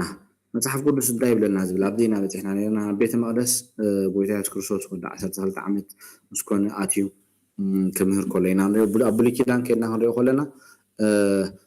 ደቂ 12 ዓመት ምስኮኑ ኣብ ኩሉ ክሳተፉ እንታይ ገብሩ ይጅምሩ ከገልግሉ ይጅምሩ ኣብ ቤተ መቅደስ ኣትዮም እውን ክመሃሩ ይጅምሩ ጎይታ ኢየሱስ ክርስቶስ ከድና ክንሪኦ ከለና ኮፍ ኢሉ ነቶም ፈሪሳውያን ነቲ ዝሓትዎ ዝነበሩ ሕቶታት ክምልሰሎም በቲ ትምህርቲ ክግረሙ ከለው ኢና ንሪኦም ስለዚ መጽሓፍ ቅዱስ ኣብዚ ዕድመ እዚ ኣብ ኣገልግሎት ኣብ ካልእ ነገራት ከነሳትፎም ኣብ ኣገልግሎት በተዓቅሞም ማለት እዩ ኣክቲቭ ክኾኑ ክመሃሩ ከም ዘለዎም እንታይ ዝገብረና ዝነግረና መራሒ ከም ዘልዮም ሪና ነርና ሙሴ ንእስራኤላውያን ካብታ ፀባን መዓርን ተውሕዝ ከም ዘውፆም ኢያሱ እውን ናብታ ፀባን መዓርን ሶሪ ሙሴ ካብ ግብፂ ከም ዘውፆም ንከባቢ 2 ሚልዮን ዝኾኑ ህዝቢ ኢያሱ እውን ናብታ ፀባን መዓርን ተውሕዝ ምድሪ ድሕሪ ሙሴ እንታይ ከም ዝገበሮም ከም ዘእተዎም ስለዚ ሙሴን ኢያሱ ንደቂ እስራኤላውያን እንታይ ክገብርዎም ከሉ ከኣልይዎምን ክመርሕዎምን ከለው ኢና ንሪኦም ስለዚ ንሳቶም ከዓ እንታይ ይደልዮም ዝመርሖም ይደልዮም ብፍላይ ካብ 13 ዓመት ንንዮ ዘሎ ናብ ብዙሕ ነገራት ክቃልዑ ክፍተኑ ስለዝኽእሉ ስለዚ መንፈሳውነት ንየሱስ ከም ናይ ሓቂ ይርእይዎ ከም ኩሉ ክገብር ዝኽእል መሓዛ ድማ ይቆፅርዎ ንወለድን መምሃራን ድማ ከም ንክርስቶስ ዝነብሩ ኣብነታውያን ገይሮም ይርእይዎ ነቶም ሳንዴይ ስኩል ዝምህርዎም ኣብዚ ዕድመ እዚ እንደገና ንወለዶም ከም ኣብነታውያን ገይሮም እዮም ዝርእዮም ኣብዚ ሕጂቶም እንምህሮም ነቶም ቲኔጀር ዋላ ኣብ ሳንዴይ ስኩል ንምህሮም ሂወትና ብጣዕሚ ክንጥንቀቕ ኣለና ክንነብሮ ኣለና ክርእይዎ ኣለዎም እቲ ክርስትና ኣብ ሂወትና ክርእይዎ ኣለዎም ወለዲ ኮይና እውን ነቲ ክርስትና ኣብ ሂወትና እንታይ ክንገብሮም ኣለና ኣብነታውያን ኮይና ከነርእዮም ኣለና እንተዘይኮይኑ ናይ ነግፈረክ ክፍተኑ ስለዝኽእሉ ንሕና ብትክክል ነቲ እምነት ክንነብሮ ተዘይርኦምና ክምለሱ ናብ ዓለም ክኸዱ ስለዝኽእሉ ስለዚ ኣብነታውያን ኮይና ሂወትና ክነርእዮም ኣለና ኣብ መንጎ ቁንዑን ጌጋን ኣብ መንጎ ሓቅን ፅዋይ እንታይ ክገብሩ ይጅምሩ ክፈላለዩ ይጅምሩ ንመፅሓፍ ቅዱስ ከመይ ገይሮም ክእዘዝዎ ከም ዘለዎም ክመሃሩ የድልዮም ኣብዚ ዕድመ እዚ ልክዕ ከምቲ በዓል ዳንኤል ቲኔጀር ኮይኖም ንኣምላኽ ብልቦም ከም ዝሓለኑ ነቲ ናይ ባቢሎናውያን ኦፍኮርስ ነቶም ኣማልክቲ ዝስዋዕ ዝነበረ ንዑ ኣይንበልዕን ኢና ኢሎም እንታይ ከም ዝገበሩ ከም ዝሓለኑ ኣብቲ ዕድመ እዚ ንሳቶም እውን ንኣምላኽ ክእዘዝዎ ከም ዘለዎም ክንምህሮም ኣለና ከምቲ ዮሴፍ እዚ ክፉእ ነገር እዚ ኣብ ቅድሚ ኣምላኽ ኣነ ኣይገብሮን ኢሉ ንሰይቲ ጴጦፋር ክዳኑ ገዲፍላ ዝሃደመ ንኣምላኽ እንታይ ክገብርዎ ከም ዘለዎም ክእዘዝዎ ከም ዘለዎም መፅሓፍ ቅዱስ እውን ክእዘዝዎ ከም ዘለዎ ኦፍኮርስ ነቲ ቃል ነቲ እግዚኣብሄር ዝደልዮ ክኽተልዎን ንኣምላኽ ክእዘዝዎ ከም ዘለዎምን እንታይ ክንገብሮም ኣለና ክንምህሮም ኣለና ንጎይታ የሱስ ከም ናይ ግሊ መድሓኒኦም ገይሮም ተኸገብሮ ይኽእሉ እዮም ኣብዚ ዕድመ እዚ ክቅበልዎ ይኽእሉ እዮም ካብ መጀመርያ ካብታ ዝተወለዱላ ኣትሒዝና ካብታ ክርድኦም ዝኽእል ምሂርናዮም ክሕዙ ዝኽእሉሉ ዕድመ ካብኣ ኣትሒዝና በብዓመቱ እንተምሂርናዮም ክንሪኦ ናብቲ ዝመፅእ ክላሳት ኣብ ከባቢ 12-13 ምስ በፅሑ ናብ ምድሓን ክመፁ ይኽእሉ እዮም ክውስኑ ይኽእሉ እዮም ንጎይታ የሱስ ክርስቶስ ባዕሎም ብውልቆም ክፈልጥዎ ይኽእሉ እዮም ናብ ምድሓን ናብ ሳልቬሽን እውን ክመፁ ይኽእሉ እዮም ካብ ንእስነቶም ኣትሒዝና ተዘይምሂርናዮም ግን ኣብዚ ዕድመ እዚ ንጎይታ ክፈልጥዎ እዮም ኢልና ክንሓስብ የብልናን ሓደ ግዜ ብዛዕባ ናይዞም ቲኔጀር ኣብ ቤተክርስትያን እንዳተዘራረብና ከለና ሓደ ሓዊ እንታይ ኢሉ ይዛረብ ነይሩ ንሕና ንደቅና ካብ ንእስነትና ኣትሒዝና እንተዘይምሂርናልኩም እንተዘይምሂርናዮም ብዛዕባ ኣምላኽ ፅቡቅ ጌርና ካብ ንእስነቶም መፅሓፍ ቅዱስ እንተዘይምሂርናዮም እንተዘይኣትሒዝናዮም ደቂ 13-14 ምስ በፅሑ ንስኻትኩም ክትቀይሩልና ይትክእሉን እዮም ማጂክ ኣይኮነን ኢሉ ናባና ምስ መፁስ ብሓንሳእ ክንቅይሮም ኣይንክእልን ኢና እቲ ስድራ ቤት ካብታ ዝተወለዱላ ኣትሒዙ መሰረት ዘንፅፎ ኢና ንሕና እንታይ ክንገብር ንኽእል ክነድቕ ንኽእል ከም ቤተ ክርስትያን ማለት እዩ ስለዚ ካብ ንእስነትና ኣትሒዝና ክንምህሮም ኣለና ክንሪኦ ኢና ኣብ ንእስ ዕድሞም ብዛዕባ እግዚኣብሄር ምጭንና ብዛዕባ እግዚኣብሄር ምንጋር ንምንታይ ጭንቁ ዝብሉ ነገራት ኣሎ ነገራት ኣብ ሰባት ሰሚዓ ስለዚ መፅሓፍ ቅዱስ ግን ክነግረና ከሎ ነቲ ሓቂ ዝገልፀና መንፈስ ቅዱስ እዩ ዋላ እውን ንሕና ድሒና መፂና ዘለና ብፍልጠትና ተማሂርና ይኮንና ንረኺብና ነቲ ሓቂ መንፈስ ኣምላኽ እንታይ ጌርልና ኣብሪሂልና ኣብ ፀልማትና ብርሃን ኣብሪሂልና መሰብርሃልና እንታይ ኮይና ነቲ መንገድን ሓቅን ሂወትን ዝኾነ የሱስ ክርስቶስ ክንፈልጦን ክንስዕቦን ከነገልግሎን ወሲና ማለት ስለዚ መንፈስ ኣምላኽ እንታይ ዝገብር ዝገልፅ ካብ ንእስነትና ኣትሒዝና እንታይ ክንገብሮም ኣለና ክንምህሮም ኣለና ኣብዚ መንፈሳውነት ከመይ ኢልካ ከም እትድሕን ክፈልጥዎ የድልዮም ኣብ ቤት ኣምላኽ ስለ ዝዓበዩ መብዛሕትኦም እንታይ ዝመስሎም ዝደሓኑ ገይሮም እዮም ንርእሶም ዝርእይዋ ስለዚ ካብ ንእስነቶም ኣትሒዝና በብዕድሞም እንታይ መሃሩ በብዓመቱ ስለንሪኦ ፀገም የብሉን ሓጣን ምዃኑ መድሓኒ ከም ዘልዮም ሰብ ባዕሉ እዩ ብውልቁ ምድሓን እንታይ ዝገብር ንክድሕን ዝውስን ብልቡ ኣሚኑ ብኣፉ ተዛሪቡ መስኪሩ እንታይ ዝገብር ዝድሕን ኣብ ቤት ኣምላኽ ስለ ዝዓበዩ ይድሕኑ ማለት ኣይኮነን ስለዚ ከመኢሎም ከም ዝድሕኑ ክፈልጥዎ ኣለዎም ክመሃርዎ ኣለዎም ዶክተር መስከረም ቢዮንድ ዘ ፈሪ ቴል ዝብል መፅሓፍ ፅሒፍ ኣላ መጀመርያ ዝጀመረት ኣብቲ ቻፕተር 1 ኣብቲ ቀዳማይ ምዕራፍ ሳልቬሽን እያ ትምህር ብዛዕባ ምድሓን ናብ ምድሓን ምስ መፅኦም ሽዑ ብዛዕባ ቅድስና ካልእ ነገራት እንታይ ክንገብሮም ንኽእል ክንምህሮምን ከንዕብዮምን ንኽእል ንካልኦት ምስካር ክመሃሩ ኣለዎም ኣብ ናይ ወንጌል ነገራት ኣክቲቪቲስ ከነሳትፎም ኣለና ኣብቲ መንፈሳውነት ኣብ ኣገልግሎት ክሳተፉ ዕድል ምሃብ እዚኣ እንታይ ትገብሮም እያ ኣብ ኣገልግሎት ክሳተፉ ተጀሚሮም ሞር ንኣምላኽ ክፈልጥዎ ናብ ኣምላኽ ክፅጉዑ ይኽእሉ እዮም ምክንያቱ ምግልጋል ንኣምላኽ ፅቡቅ ጌርካ ክትፈልጦ ይሕግዘካን ይረድኣካን እዩ ኣብ ምንታይ ከገልግሉሎም ኣብ ናይ መዝሙር ኦፍኮርስ ኣብዚ ናትና ናይ ሓበሻ ቤተክርስትያናት ብዙሕ ንዕኦም ዕድል ኣይንህቦም ኢና ግን ኣብ ካልኦት ቸርችታት ብዛዕባ ናይ ሳንዴይ ስኩል ከፅንዕ ከለኹ ገለገለ ቸርችታት ናይ ህፃናት ከተረፈ ኳየር ኣለዎም ሰንበት ምስ ከዱ ዘምልኹሉ ሰዓትን ዝመሃሩሉ ሰዓትን ኣለዎም ስለዚ ኣብ መዝሙር ከገልግሉ ዕድል ባይታ ክንከፍተሎም ኣለና ኣብ ኣገልግሎት ፀሎትን በቲ ዓቕምን በቲ ዝተረድኦም ንኸገልግሉ ባይታ ክንፈቅደሎም ኣለና ኣብ ኣገልግሎት ስነ ፅሑፋት ብዙሕ ከምዚ ዓይነት ነገራት ንዓበይቲ ኢና ንህብ በቲ ዓቕሞም ነገራት ክፅሕፉ ብዛዕባ መንፈሳውነት ከነተባብዖምን ከም ቤተክርስትያን ባይታ ክንፈጥረሎምን ኣለና ገለገለ ናይ ስነ ፅሑፍ ክእለት ዓቕሚ እንተልይዎም እንተርኢናዮም ከምኡ ዓይነት ዕድላት ክንፈጥረሎም ኣለና ኣብ ኣገልግሎት ብድራማ ጌርካ ወይ ፍቅሪ ክኸውን ይኽእል ወይ ምድሓን ክኸውን ይኽእል ከምኡ ዓይነት ነገራት ዝሰርሕሉ ባይታ ከነዳልወሎም እውን ፅቡቅ ኣብ ኣገልግሎት ምስክርነት ወንጌል ክወፅሎም ብዛዕባ ምድሓን ምስ ደሓኑ ምስ ተረድኦም ኣብቲ ካብ 13-14-18 ዘሎ ኣብ ኣገልግሎት ምስክርነት እውን እንተክገብሩሎም ክሳተፉ ኣለዎም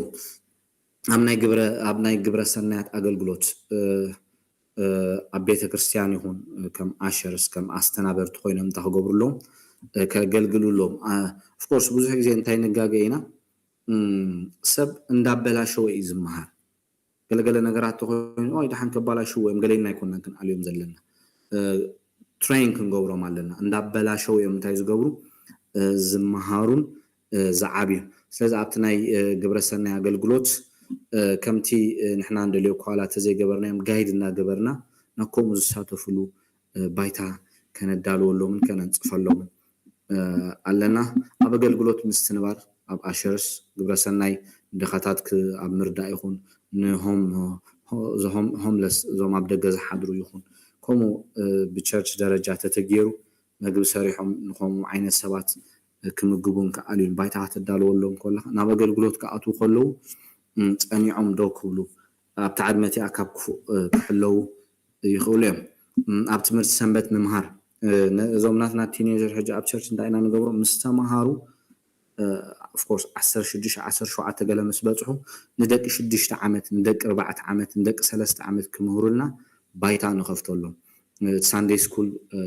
ፍላይ ካብ 8 ካብ 10 ዓመት ንታሕቲ ዘሎ ዝበዝሕ እንታይ ንሳቶም እዮም ዝሕዝዎ ካቨር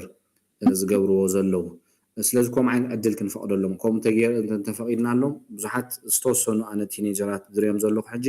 ቢዚ ይኾኑ ይዳለዉ ቃል ኣምላኽ ከፅንዑ ይጅምሩ ስለዚ ከምኡ ዓይነት ባይታ ክንፈጥረሎም ኣለና ከም ማሕበራት ሕጂ ናይ ወለዲ ተራ እንታይ እዩ ልዑል ኣብዚ ዕድመ ዝበሃርዮም ስለ ዝቕየር ኣብዚ ዕድመ ዝርከቡ ቆልዑ ኣብ ምምሃርን ኣብ ምምራሕን መዳይ ወለዲ ደገፍ ብምሃብ ናቶም ተራ ብኣገባብ ከበርክቱ ይግቦም ወለዲ ኣብ መዳይ ምምራሕ ኮተት ደቆም ትኩረት ክገብርሉ ካብ ዝግብኡ ብርክት ዝበሉ ነገራት እዞም ዝስዕቡ ኣብነት ዝኾኑና ከባቢ 9 ነጥብታት ክንርኢ ኢና ኮተቴ እምነቶም ናይ ነግፈረ ከምታ ቀዲመ ዝበልኩ እምነቶም ስለ ዝፍተን ገዲፎም ካኸዱ ይኽእሉ እዮም ምክንያቱ ሂወትካ ኣብነታዊ ኮንካ ተዘይርኢኻዮም ነቲ ክርስትና ዘይትነብሮ ትኾንካ በቲ ዝተፈላለዩ ዓይነት ነገራት ይፍተኑ ስለ ዘለዉ ነቲ እምነት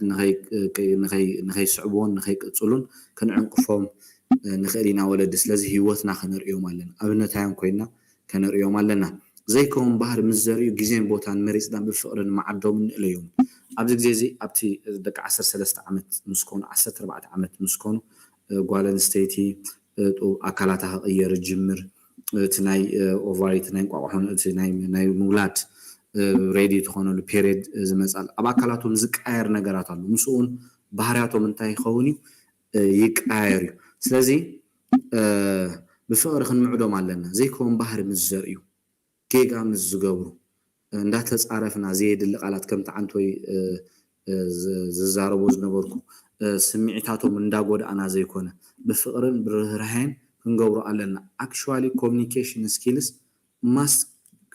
ኣብ ሂወትና ትሬን ክንገብሮ ኣለና ንሶም ኢንጌጅ ክንገብር ከለና ኣዘራርባና ቃላትና ብጣዕሚ ብጥንቃቐ ክኸውን ኣለዎ ግዜን ቦታን መሪፅና ክንዛረቦም ኣለና ስለዚ ከጥፍኡ ከሎ ቦታ ምምራፅ ኣብ ቅድሚ ዕሩኽቶም ዘይምውራድ ኣብ ቅድሚ ሰባት ዘይምውራድ ጌጋ ገይሮም ኣለዉ ነቲ ዝገበርዎ ጌጋ ርኢና ኣለና ስለዚ ግዜ ንመርፅ ኣብ ዘይፅቡቕ ሙድ ተልዮም ክረዳድኡ ካብ ዘይክእልሉ ሰዓት ኮይኖም ገዲፍና ግዜ መሪፅና ከነረድኦም ኣለና እዚ ኣቢዚ እስኻ ንመን ኢኻ ከምኡ እስኻ ቃላትካ ከመይ ጌርካ ከምኡ ትብለኒ ኢልካ ዘየድሊ ማህረምቲ ገለ ክንጥንቀቐሉ ኣለና ብፍቅሪ ክንኣልዮም ኣለና ተዘይኮይኑ ክጉዱና እዮም ኣብ ናይ መንእሰያትን ኣብ ናይ ቲኔጀርን የገልግል ስለ ዘለዎ ዝተወሰነ ዓመታት ብዙሓት ቆልዑት ተጎዲኦም እዮም በዚ ነገር እዚ ከዛረቡ ንከለዉ ማለት ክሳዕ ምሕረት ምግባር ዝስኡኑ ንወለዶም ፅልኢ ከይተረፍ ኣብ ውሽጦም ክምዕብል ከም ዝጀመረ ምሕረት ምግባር ክሳዕ ዝስኡኑ ዝኾኑ ኣለዉ ስለዚ ጥንቃቐ የድልየና እዩ ከም ህፃናት ዘይኮኑ ከም ዓብይ ከነዛርቦም ኣለና ስለዚ ይዓብይ ኣለዎም ዘይፈልጡ እዩ ዝመስለና ሳምታይምስ ንሕና ንዓና ዘይርዳእና ነገራት ገለ ሓሳብ ክቡና ይኽእሉ እዮም ክንሰምዖም ኣለና ህፃናት ከም ህፃናት ጌርና ትሪት ክንገብሮም የብልናን ሓሳቦም ክንሰማዕ ኣለና ሓሳብና ከዓ ክንዛረቦም ኣለና እዚ ነዚ ሕጂ እቲ ኮርስ ተለና እቲ ኮሚኒኬሽን ስኪልስ ንብሎ ዘለና ኣዘራርባ ነገራት ተዓላለያ ምስኦም ከጋጥመና ከሎ ተዘይኮይኑ 18 ዓመት ምስ መልኡ ገዛ ከፊቶም ክኸዱ እዮም ነታ መዓልቲኦም ክፅበዩ እቲ ኢንቫይሮንመንት ከነጥዕመሎም ዋላ ገሊኣቶም ፅቡቅ ጌርካ ተዕቢርካዮም ዋላ 18 ዓመት ዝግበሩ ካብቲ ገዛ ክኸዱ ክወፁ ኣይደልን እዮም ብዘይ ፅቡቅ እንድሕር ንኣልዮም ተሊና ግን 18 ዓመት ምስ መልኡ ገዲፎምና ክኸዱ ይኽእሉ እዮም ኣይርመንበር ሓደ ሓዊ ከምዚ ኢሉ ክዛርብ ሰሚዑ ብጣዕሚ ይገርመኒ ነይሩ ስድርኡ ከምኡ ብዘይድሊ ኦፍኮርስ ወለዲ ሓበሻ እንታይ ኢና መኪና ተገዚእና ገዛ ተጌርና ገለ እሱ እኹል ኮይኑ እዩ ዝስማዓና ግን ኣብቲ ናቱ ኢሞሽን ብዝተፈላለየ ነገር ስለ ምስኦም ክነብር ከሎ ስለ ዝተጎድአ ጊፍት ማኪና ምስ ሃብዎ በታ ማኪና ገይሩ 18 ዓመት ምስ መልአ ባእ ገይሩ ካብቲ ገዛ ወፂኡ እዩ ገለ ኢሉ ይነግረኒ ነይሩ ስለዚ ኮሚኒኬት ክንገብር ከለና ምስኦም ዋይዝ ክንከውን ኣለና እግዚኣብሔር ምስተውዓል ክበና መፅሓፍቲ ነንብብ ከመይ ጌርና ሃንድል ንገብሮም ከመይ ጌርና ንኣልዮም እግዚኣብሔር ኣብ ቅድሞም ሞጎስ ክበና እንዛረቦ እግዚኣብሔር ምስ ቃላትና ኮይኑ ክትንግፎም ክረትዖም ናብ ኣምላኽ ክንቀርብ ኣለና ናብ ፀጋ ኣምላኽ ክንፅጋዕ ኣለና ንክንድግፎምን ዝተፈላለየ ነገራት ከነንብብን ከነፅንዕን ኣለና ፈላጣት ኢና ኢሎም ስለ ዝሓስቡ ቆልዓ ኢኻ እንዳበልና ከነዛርቦም የብልና ናብዚ ዕድመ እዚ ክንሰምዖም ኣለና ክንምልሰሎም ከኣለና ብኣገባብን ብስነ ስርዓትን ከመይ ዝበለ ዓርቂ ክሕዙ ከም ዘሎም ብኣብነት እናገበርና ምርዳእ ግደፎ ሰብ ሒዞምልና ክመፁ ክልዮም ግን ብጥንቃቐ ኣብነት እንዳገበርና እንታይ ክንገብሮም ኣለና ከነረድኦም ኦፍኮርስ ዝሓለፍናዮ ብሂወትና እንዳምፃና ኣብቲ ዕድመቲ ዝቐረብናዮ ምዕሩኽቱና ዘየድሊ ነገራት ዘላማምዱና ብዙሕ ዋጋ ዘኽፈለና ኣብነት እንዳገበርና ተረዲእናዮም ክርድኦም ይኽእል እዩ ብምክንያት ዕቤት ስምዒታት ተለዋዋጢ ምዃን ብምርዳእ ብዙሕ ትዕግስትን ፍቅርን ክንቀርቦም ኣለና ከምቲ ዓንቶ ባህርያቶም ስለ ዝቃየር ናይ ሆርሞን لوطي سلا زجمر اب اكلاتهم مونوبوز دقنسين وعلى كبر عن حموشن قال خباب زجمرو لغزي شعو زخونو نغرات አሉ ናይ ባህሪ ናይ ድምጽ ምጽላዕ ዝተፈላለዩ ነገራት ዘማዕብሉ ነገራት አሉ ስለዚ ሰብአይ ንሰበይቱ ክርዳኣ ክሕግዛ ከም ዘሎ ያው ዝምከር ኣብ ናይ ሜሬጅ ካውንስሊንግ ከይና ክንሪኦ ከለና ደሴም ኣብዝውን ኣካላቶም ብዝተፈላለየ ነገር ይዓብን ይቅየርን ስለ ዘሎ ዘየድሊ ነገራት እኳ ተርአዩ ቀሲልና بتعقسي انت خنقبرهم علينا كان اليومن كان ردومن علينا ابز كل عد ما زركو بكوتتي ناي اي سعارن زبل نغرات አሉ ስለዚህ نت نغرات قسيلنا بጥበብ نحنا انت خنقبرو لنا كان اليو علينا عدمهم ስለዝኾነ كم عدمهم يوم اكت زغبرو كم عدمهم يوم كومونيكيت زغبرو ስለዚህ ابتناتهم ጫማ ابتناتهم عدمه ورينا اين انت خنقبرهم زلنا كان اليوم كنحجزهم زلنا ولدنا حدا ነገር ንምምሃር ምስ እንብገስ ነቲ ትምህርቲ ምሂርና ዶ ከነብሎ እንበር ከም ህፃናት ኩሉ ክንደጋግመሎም የብልናን ሓንሳ ምስ ማሃርና መሰረት ዳአናዮም እንጎድፎም ኣለና ግዜ መሪጽና ሓለ ግዜ ከነርዮምን ክንመርሖምን ኣለና ሰርሑና ምስ እንደል በአኽብሮት ክንሓቶም ይግባአና ክሕግዙና ከሎ ክሕግዙና ክንጽዖም ከለና በአኽብሮት ክሕግዙና ክንጽውዖም ኣለና ምስ ገበርዎ ግን ምስ ገበርዎ ነቲ ግበርዎ ኢልና ዝሃብናዮም ሓላፍነት ምስ ገበርዎ እውን የቀኒለይ ክንብሎም ኣለና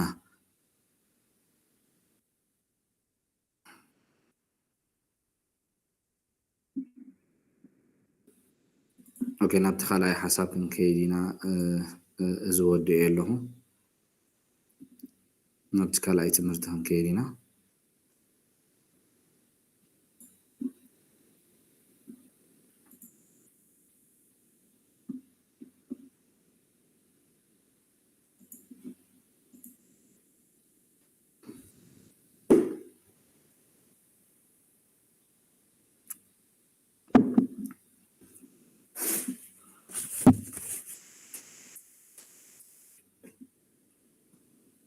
ولدنا نمنتايم كم من قدي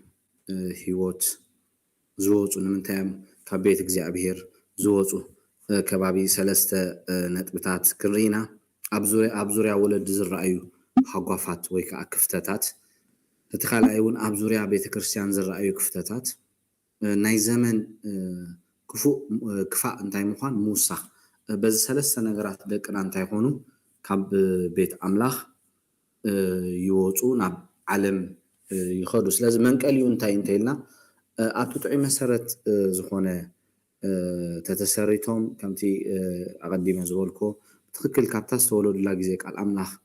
እንዳማሃርና ተዕቢናዮም ኣብ ጥዑይ መሰረት ስለ ዝተሰረተ ህይወቶም ዋላ እኳ እምነቶም እንተተፈተነ ዋላ እኳ ብዙሕ ነገር እንተሓለፉ ደቃ ከምቲ ኣብቲ ማቴዎስ ኢልዎ ዘሎ እቲ ብልህ ሰብኣይ ቃል ኣምላኽ ሰሚዑ ዝገብር ኣብ ከውሒ ዝሰረተ ቤቱ ውሒዙ ንፋስ መፂኡ ነታ ቤት ኣይደፋኣን ኢሉ ጎይታ ተዛሪቦ ዘሎ ስለዚ ብዝተፈላለየ ነገር እኳ እንተተፈተኑ ግን ኣርሒቆም ናይ ምኻድ ዓቕሚ የብሎም መጽሓፍ ቅዱስ ከይና ክንሪኦ ከለና ንጸላኢ ክፍተት ተሂብና ኣብ ሂወትና ብዙሕ ዲስትራክሽን ብዙሕ ዕንወት ከምፅእ ይኽእል ኣብ ኤፌሶን ምዕራፍ 4 እንታይ ዝብለና ንሰይጣን ስፍራ ኣይተሃቦ ስፍራ ተሂብናዮ ብዙሕ ነገር ከዓኑ كحادد قتل كطفي زمص وديتو ايتحاتو يلو بقالاي قرنطوس ون كينا خريو خلنا معراف كلتا باولوس كزارب كلن سب قرنطوس كصحفلهم كله ስለዚ መጽሐፍ ቅዱስ አዳም ኒዋን እግዚአብሔር አምላክ ኣብ ኤደን ገነት መቀዳም معراف ዘፍጥረት معراف 1 معراف 2 እግዚአብሔር አምላክ ንኩሉ ነገር ፈጢሩ እንታይ ከም ዝገበሮም ናብዛ ምድሪ ከም ዘምጾም ኩሉ ጽቡቅ ከም ዝነበረ እግዚአብሔር ግን ሓደ ትእዛዝ ሂቦም ካብታ ሕማቅን ጽቡቅን ኦም ተፍልጥ ምስተበልዑ እንታይ ክትኮኑ ኢኹም ሞት ክትሞት ኢኹም መንፈሳዊ ስጋዊ ዘለዓለማዊ ሞት ኢኹም ኢሉ ትእዛዝ ምስሃቦም ኣብ ዘፍጥረት ምዕራፍ 13 ግን ንሰይጣን እንታይ ገብሩ ከለው ማዕጾም ክኸፍቱ ከለው ሰይጣን መጺውን ናብ ዘይድሊ ዲስትራክሽን ናብ ዘይድሊ ጥፍዓት እንዳክገብር ከሎ ክመርሖም ኮስቶም ከሎ ኢና ንሪኦ ስለዚ ሰብ ኣብ ሂወቱ እቲ እግዚአብሔር ግበሮ ዝበሎ እንተዘይገሩና አምላኽ እንተዘይተኣዚዝዎ ንጸላ እንታይ ይህብ ክፍተት ተይብና ንጸላኻ ጸላውን ካብ እግዚአብሔር እንታይ ዝገብረና ዘርሕቀናን ዝኣለና ስለዚ ኣብ ስድራ ቤት ዝረኣዩ ክፍተታት ሃጓፋት ክንርኢና ኦኬ ብስድራ ቤት ዝረኣዩ ሓላፍነትካ ዘይምርዳእ ብዙሓት ወለዲ ነፅሑፍ ከነንብብ ክንሪኦ ከለና ብወገን ወለዲ ካብ ዝረኣዩ ክፍተታት ብቐንዲ ክትጥቀስ ዝከኣል ንውሉዶም ቃል ኣምላኽ እናመገቡ ናይ ምዕባይ ቀዳማይ ሓላፍነት ናቶም ምዃኑ ዘይምፍላጦም እዩ ናይ ቆልዑ መንፈሳዊ ሂወት ኣብ መስርሕ መናፅ ዝረኣዩ ብርክት ዝበሉ ድኻማታት ዝምንጩ ካብዚ ናይ ምስትውዓል ጉለት እዩ ምክንያቱ 90% ወለዲ እዚ ዝኸበረ ሓላፍነት ዝተዋህባን ቤተክርስትያን እምበር ንዖም ከም ዝኾነ ዘይፈልጡ ዝተገብሩ ናይ ደሰሳ መፅናዕቲ እንታይ ገብረና የረጋግፀና ስለዚ ወለዲ ሓላፍነቶም ኣይፈልጡን እዮም እግዚኣብሔር ኣምላኽ ንዓኻ ውሉድ ክበካ ከሎ ካብታ ዝተወለደላ ግዜ ኣትሒዝካ ባዕልኻ ክትምህሮ ክትሕልዎ ናብቲ ቁኑዕ መንገዲ ክትመርሖ ንዓኻ እግዚኣብሔር ኣምላኽ እንታይ ዝበካ ሓላፍነት ዝበካ ንቤተ ክርስቲያን ኣይኮነን ሓላፍነት ዝህባ ስለዚ ከባቢ 90% ወለዲ ሓላፍነቶም ኣይፈልጡን እዮም ኦፍኮርስ ብዙሓት ክንመፅ ኢና እቲ ፀገም ኣቦታት እውን ንሪኢ ኣብ ኣዴታት እውን ንሪኢ ዝበዝሕ ማጆሪቲ ተፅንዕዎ ከለዉ በቦታት ከም ዝኾነ እቲ ክፍተት ይርአ ስለዚ ቀፃልን ደቃቶም እንታይ ይገብርዎም እዮም ኣይምህርዎም እዮም ፕላን የብሎምን ኦፍኮርስ ነደገዲፎም ላኸዱ ኣደ ባዕላ ነገራት ባዕላ ትምህር ሞር ትፆር ናብ ኣደ ኮይኑ ይርአ በቲ ናይ መንፈሳውነት ነገር ከፅንዕዎ ከሎ ኣብዚ ዝብለና ዘሎ ግን እንታይ እዩ እግዚኣብሔር ኣምላኽ ውሉድ ክህብ ከሎ ንሰብኣይን ንሰበይትን እዩ ሓላፍነት ይህብዎም ንሳቶም ከምታ ቀዲምና ዝበልናዮ ኣካላዊ ማሕበራዊ ስምዒታዊ ኣእሙራዊ መንፈሳዊ እዚ በቲ ሓሙሽተ ኣዕኑድ ኢልና ዝረኣናዮ በቲ ሓሙሽተ ጨንፈር ንኸዕብይዎ እግዚኣብሔር ኣምላኽ ሓላፍነት ዝሃበ ንወለዲ ቤተ ክርስቲያን ኣይኮነን ስለዚ መብዛሕትኦም ብፍላይ ኣብ መላእ ዓለም ዘላ ቤተክርስትያን እውን ከምኡ ወለዲ ንዖም ሓላፍነት ከም ዝተዋህበ ኣይፈልጡን እዮም ዳትሶዮም ደቆም በዚ ምክንያት እዚ ዝጠፍኡን ካብ እግዚኣብሔር ዝርሕቁን ብዙሓት ወለዲ ንቆልዑ ቃል ኣምላኽ ናይ ምምሃር ጉዳይ ናይ ቤተክርስትያን ግደ ኢሎም ስለዝኣምኑ ሰንበት ናብ ትምህርቲ ሰንበት ልኢኾም ንክምሃሩ ካብ ምግባር ወፃኢ ዝኾነ ዓይነት ረብሓ ዘለዎ ነገር ክገብሩ ኣይረኣዩን እዮም እዚ ድማ ደቂ ክርስቲያን ካብ ህፃንነቶም ጀሚሮም እቲ ካብ ወለዶም ክረኽብዎ ዝግብኦም ብርክት ዝበለ መሰረታዊ ዝኾነ ፍልጠት ከይረኸቡ ይዓብዩ እታ ቤተሰብ ዝበልናያ ኣባዮም ኩሉ ነገር ዝመሃሩ ኣባዮም ንኣምላኽ ዝፈልጥዎ ኣባዮም ማሕበራዊ ኣባዮም ስሚዕ ኩሉ ነገር ዝመሃሩ ካብ ቤተሰብ እዮም ከባቢ 75% ስድራ ቤት እዩ ካብ ስድራ ቤት እዮም እንታይ ዝገብሩ ዝወስድዎን ዝቐድሕዎን ስለዚ መብዛሕትኦም ወለዲ ነዚ ነገር እዚ ኣይፈልጡን እዮም ሓላፍነቶም እንታይ ምዃኑ ኣይርድኦምኒ ከምዚ ክብሎ ዝፀናሕኩ ስለዚ እግዚኣብሔር ኣምላኽ ንመን ይሂቡ ሓላፍነት ንወለዲ እዩ ሓላፍነት ሂቡ ቀፃሊ ክንምህሮም ከም ዘለና ቀፃሊ ናይ ዲቮሽን ግዜ ልክዕ ከምቲ በቲ ስጋዊ ከይተመገቡ ነዊሕ ግዜ ተፀኒሖም እንዳማህመኑ እንዳደኸሙ ዝኸዱ ድሕሪ ብሕማም ዝጥቅዑ ከምኡውን ኣብቲ መንፈሳዊ ነገር እንተዘይምሂርናዮም እንተዘይዕብናዮምን ፀላኢ ብዝሃብናዮ ክፍተት ንሱ እንታይ ክገብረሉ ይኽእል እዩ ክጥቀመሉ ይኽእል እዩ ስለዚ እቲ ሓላፍነት ዝተዋህበ ንቤተ ክርስቲያን ኣይኮነን ንወለዲ እዩ መብዛሕትኦም ከምዚ ክንሪኦ ፀናሕና መፅናዕቲ ዝተገበረ ግን ወለዲ ከባቢ 90% ማለት ዳርጋ ኩሉ ተሸፊኑ 90% ወለዲ ንዖም ሓላፍነት ከም ዝተዋህቦም ኣይፈልጡን እዮም ስለዚ እቲ ሓላፍነት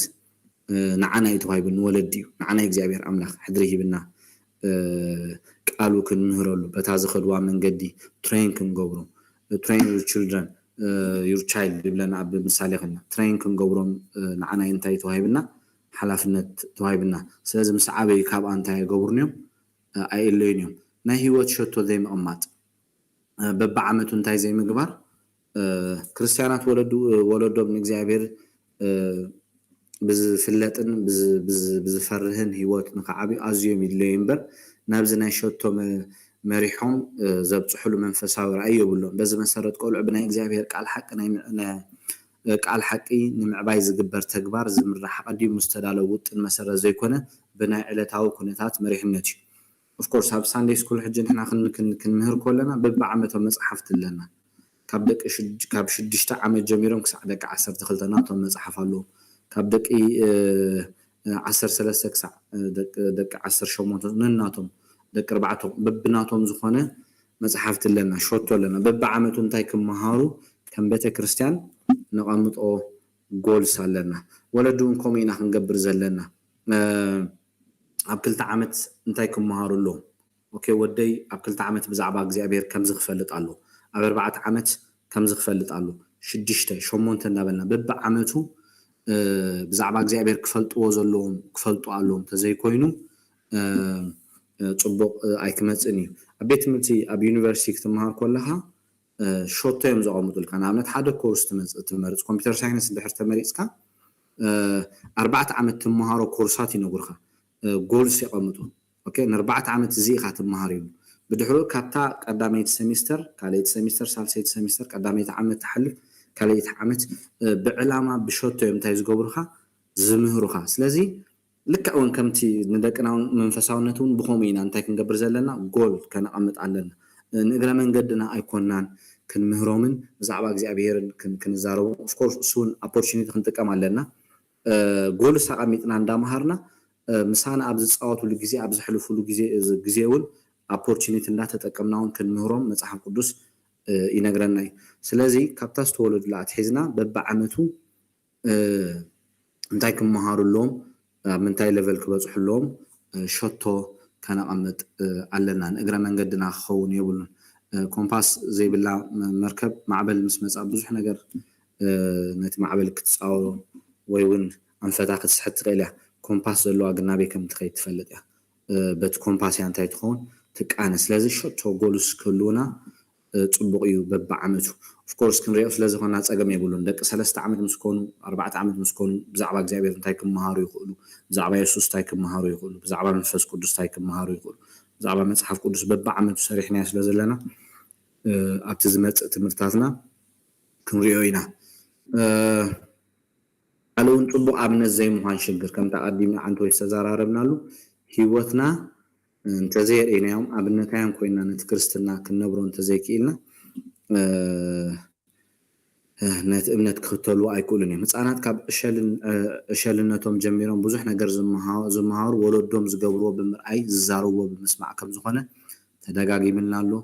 ኣልዒልና ያለና እውን ተሓሳብ ብርክት ዝበሉ ወለዲ ግና ህፃናት ንዖም ብምርኣይ ይመሃሩ ኢሎም ስለዘይግምቱ ግቡእ ጥንቃቐ ክገብሩ ኣይረኣዩን እዮም እዚ ድማ ካብ ወለዶም ጽቡቕ ጥራይ ዘይኮነ ጽቡቕ ዘይኮነ ነገር እውን እንታይ ከም ዝኾኑ እናተምሃሩ ከም ዝዓብዩ ይገብሮም እዚ ድማ ንዓበይ ክኸዱ ከለዉ ነቲ ዝመሃርዎ ክርስቲያናዊ ትምህርቲ ንኽጠራጠርዎ ይገብሮምን የኽእሎምን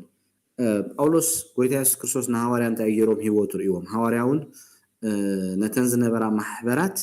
ብሂወቶም እዮም እንታይ ዝገብሩ ነይሮም ዘርእይዎም ነይሮም ነቲ እምነት ዝኽተልዎ ዝነበሩ ጳውሎስ ንጢሞቴዎስ እንታይ ኢልዎ ኣሎ በቃል በሓቂ ብንጽህና በእምነት ብኩሉ እንታይ ግበር ኢልዎ ኣሎ ነታ ኣብ ኤፌሶን ዝነበረት ማሕበር ክመርሓ ከሎ ኣርኣያ ኩን ኣገልጋሊ ኮንካ ነቲ ክርስትና ዘይትነብሮ ነቲ ትብሎ ቃል ዘይትነብሮ ትኾንካ እቶም ተገልግሎም ኣመንቲ ወይ ትጓስዮም ንሳቶም ተኽገብሩካ ኣይክእሉን እዮም ክኽተሉካ ኣይክእሉን እዮም ከምታ ኣነ ንክርስቶስ መሲለ ዘለኹ ንስኻትኩም ከዓ እንታይ ግበሩ ኢሉ ጳውሎስ ንዓይ ምሰሉ ብሂወትና ከነርእዮም ኣለና ኣብ ምውፃእና ኣብ ኣዘራርባና ኣብ ሂወትና ኣብ ኩሉ ነገራትና ንዓና እንታይ ገብሩና እዮም የርእዩና እዮም ኣብነታያን ክንከውን ኣለና ተዘይኮይኑ ልክዕ ከምቲ ኣገልገልቲ ኮይና ነቲ ክርስትና እንድሕር ዘይነብሮ ኮይና እቶም ምእመን ብድሕሩ ዘይሰምዑና ነቲ እምነት ዘይክተልዎ ደቅና እውን ከምኡ ክኾኑ ስለ ዝኽእሉ ኣብነታያን ኮይና ሂወትና ከነርእዮም ኣለና ኣብ ሂወት ወሳኒ እዩ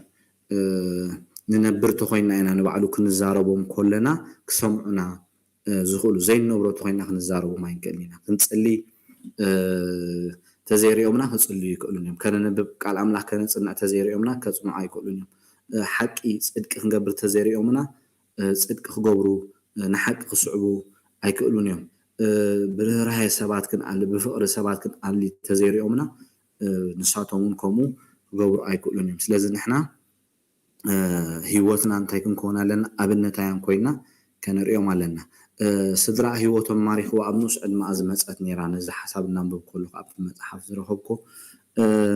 انتي لا تزاريب ابوينا دينت كريستنا ينبرو سلازنبرو كم تقال كم تغويتا زدليم كوينوم نتقال نغويتا يختلوا سلازنبرو ناب غويتا ابنوس ادما كمص ايشغرن نيلا سلازي هيوت انتي غيروما اريوما كم سدرا بيت بدحرو نغويتا يسوع كريستوس كتكتلو غيزي اوسلان ابنوس ادما نغويتا من يقل مدحاني اغيرات ابيلا هيوتا هتقصل كلها بزح بوتاتات تصعنو لوطي زمصات مخانا ابتي صحف رخيبه سلازي هيوتنا اقداسي ابنتايان كنكون لنا اب نغبرو زبل كل زي صلخت بيت كلنا زي تنبب عم بكتب بيت كلنا 11 ቤተክርስቲያን ናርካ ኪፕ ቸርች ክትብሎ ይትቀልኒ እስኻብ ሰዓትካ እስኻኢኻ ከተርእዮ ዘለ ንሕና ኢና ከም ወለዲ እንደቀና ከነርእዮም ዘለና ዕድማ ኣገናዚብካ ዘይምምሃር ኣብ ወለዲ ዝርአ እዚ ኣብ ብዙሓት ወለዲ ዝርአ ኣብ ዝመዳይ ብዙሓት ወለዲ ዝፍጽሞ ሓደ ዓብ ጌጋ ኣሎ ንሱ ድማ ህፃናት ብደረጃ ስድራ ቤት ኮነ ብደረጃ ቤተክርስቲያን ምስቲ ንዓበይቲ ዝዳሎ ፕሮግራም ማዕረ ክመሃሩ يقول يوم إلنا محسابنا نزل دم سلسته زخون نتطاد كنا قولوا كم مجمرة عمتات نايم قبال نايم السلسال نايم جرزاب عموم كله توم نتاي بزقبا أزمع بلا يكون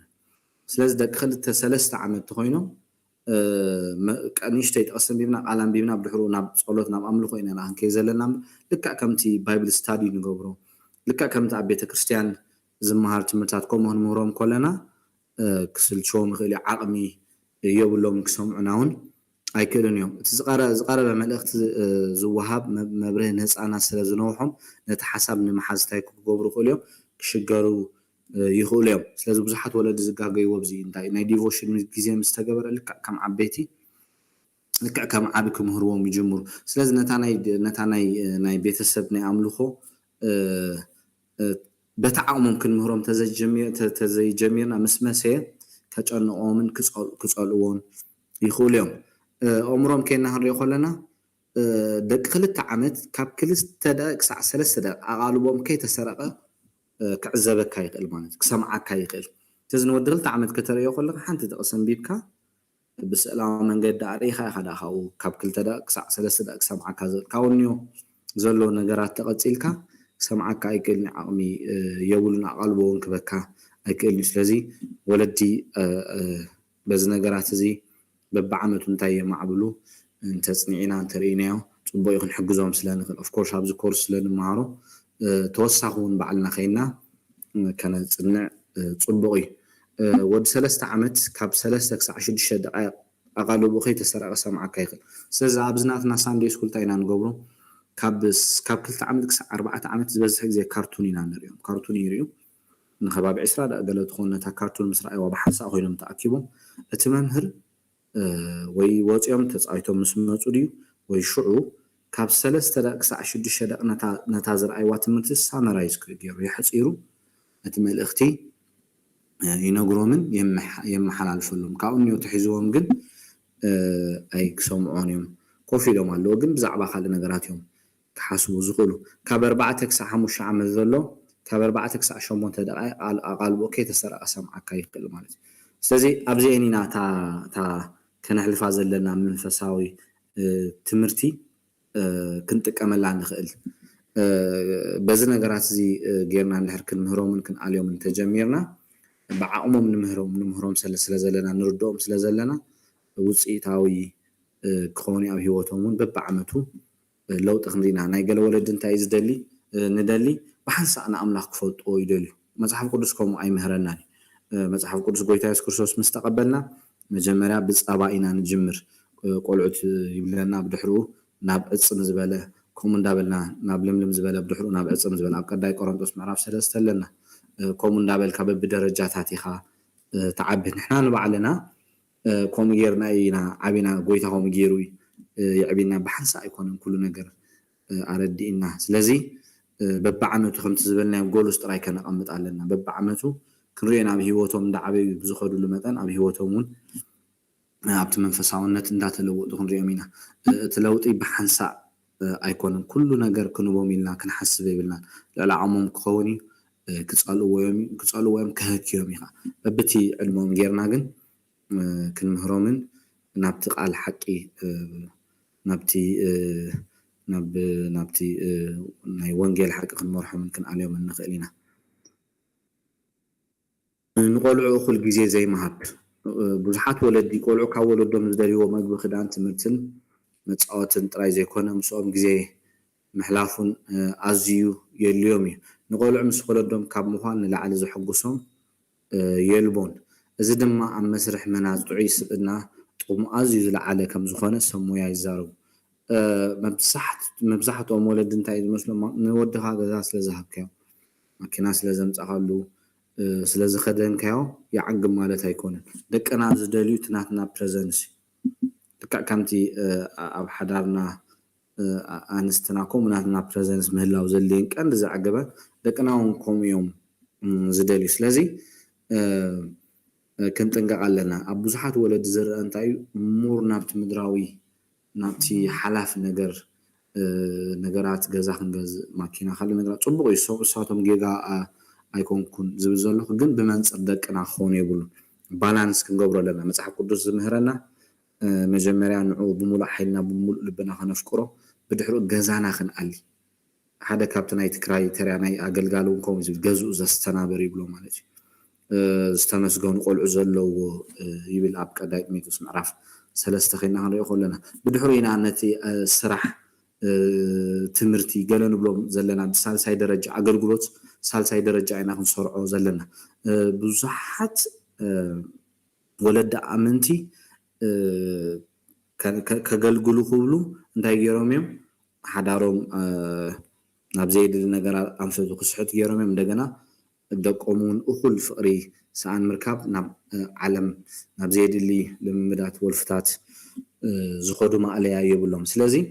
ፕሪንሲፕልስ ክንፈልጥ ኣለና እግዚኣብሔር ኣሎ ብድሕሪኡ ገዛና ብድሕሪኡ ትስራሕ ኣገልግሎት ንብሎ ዘለና ደረጃ ነዚ ፎርሙላ ነዚ ዓይነት ደረጃ ተዘይሒዝናዮ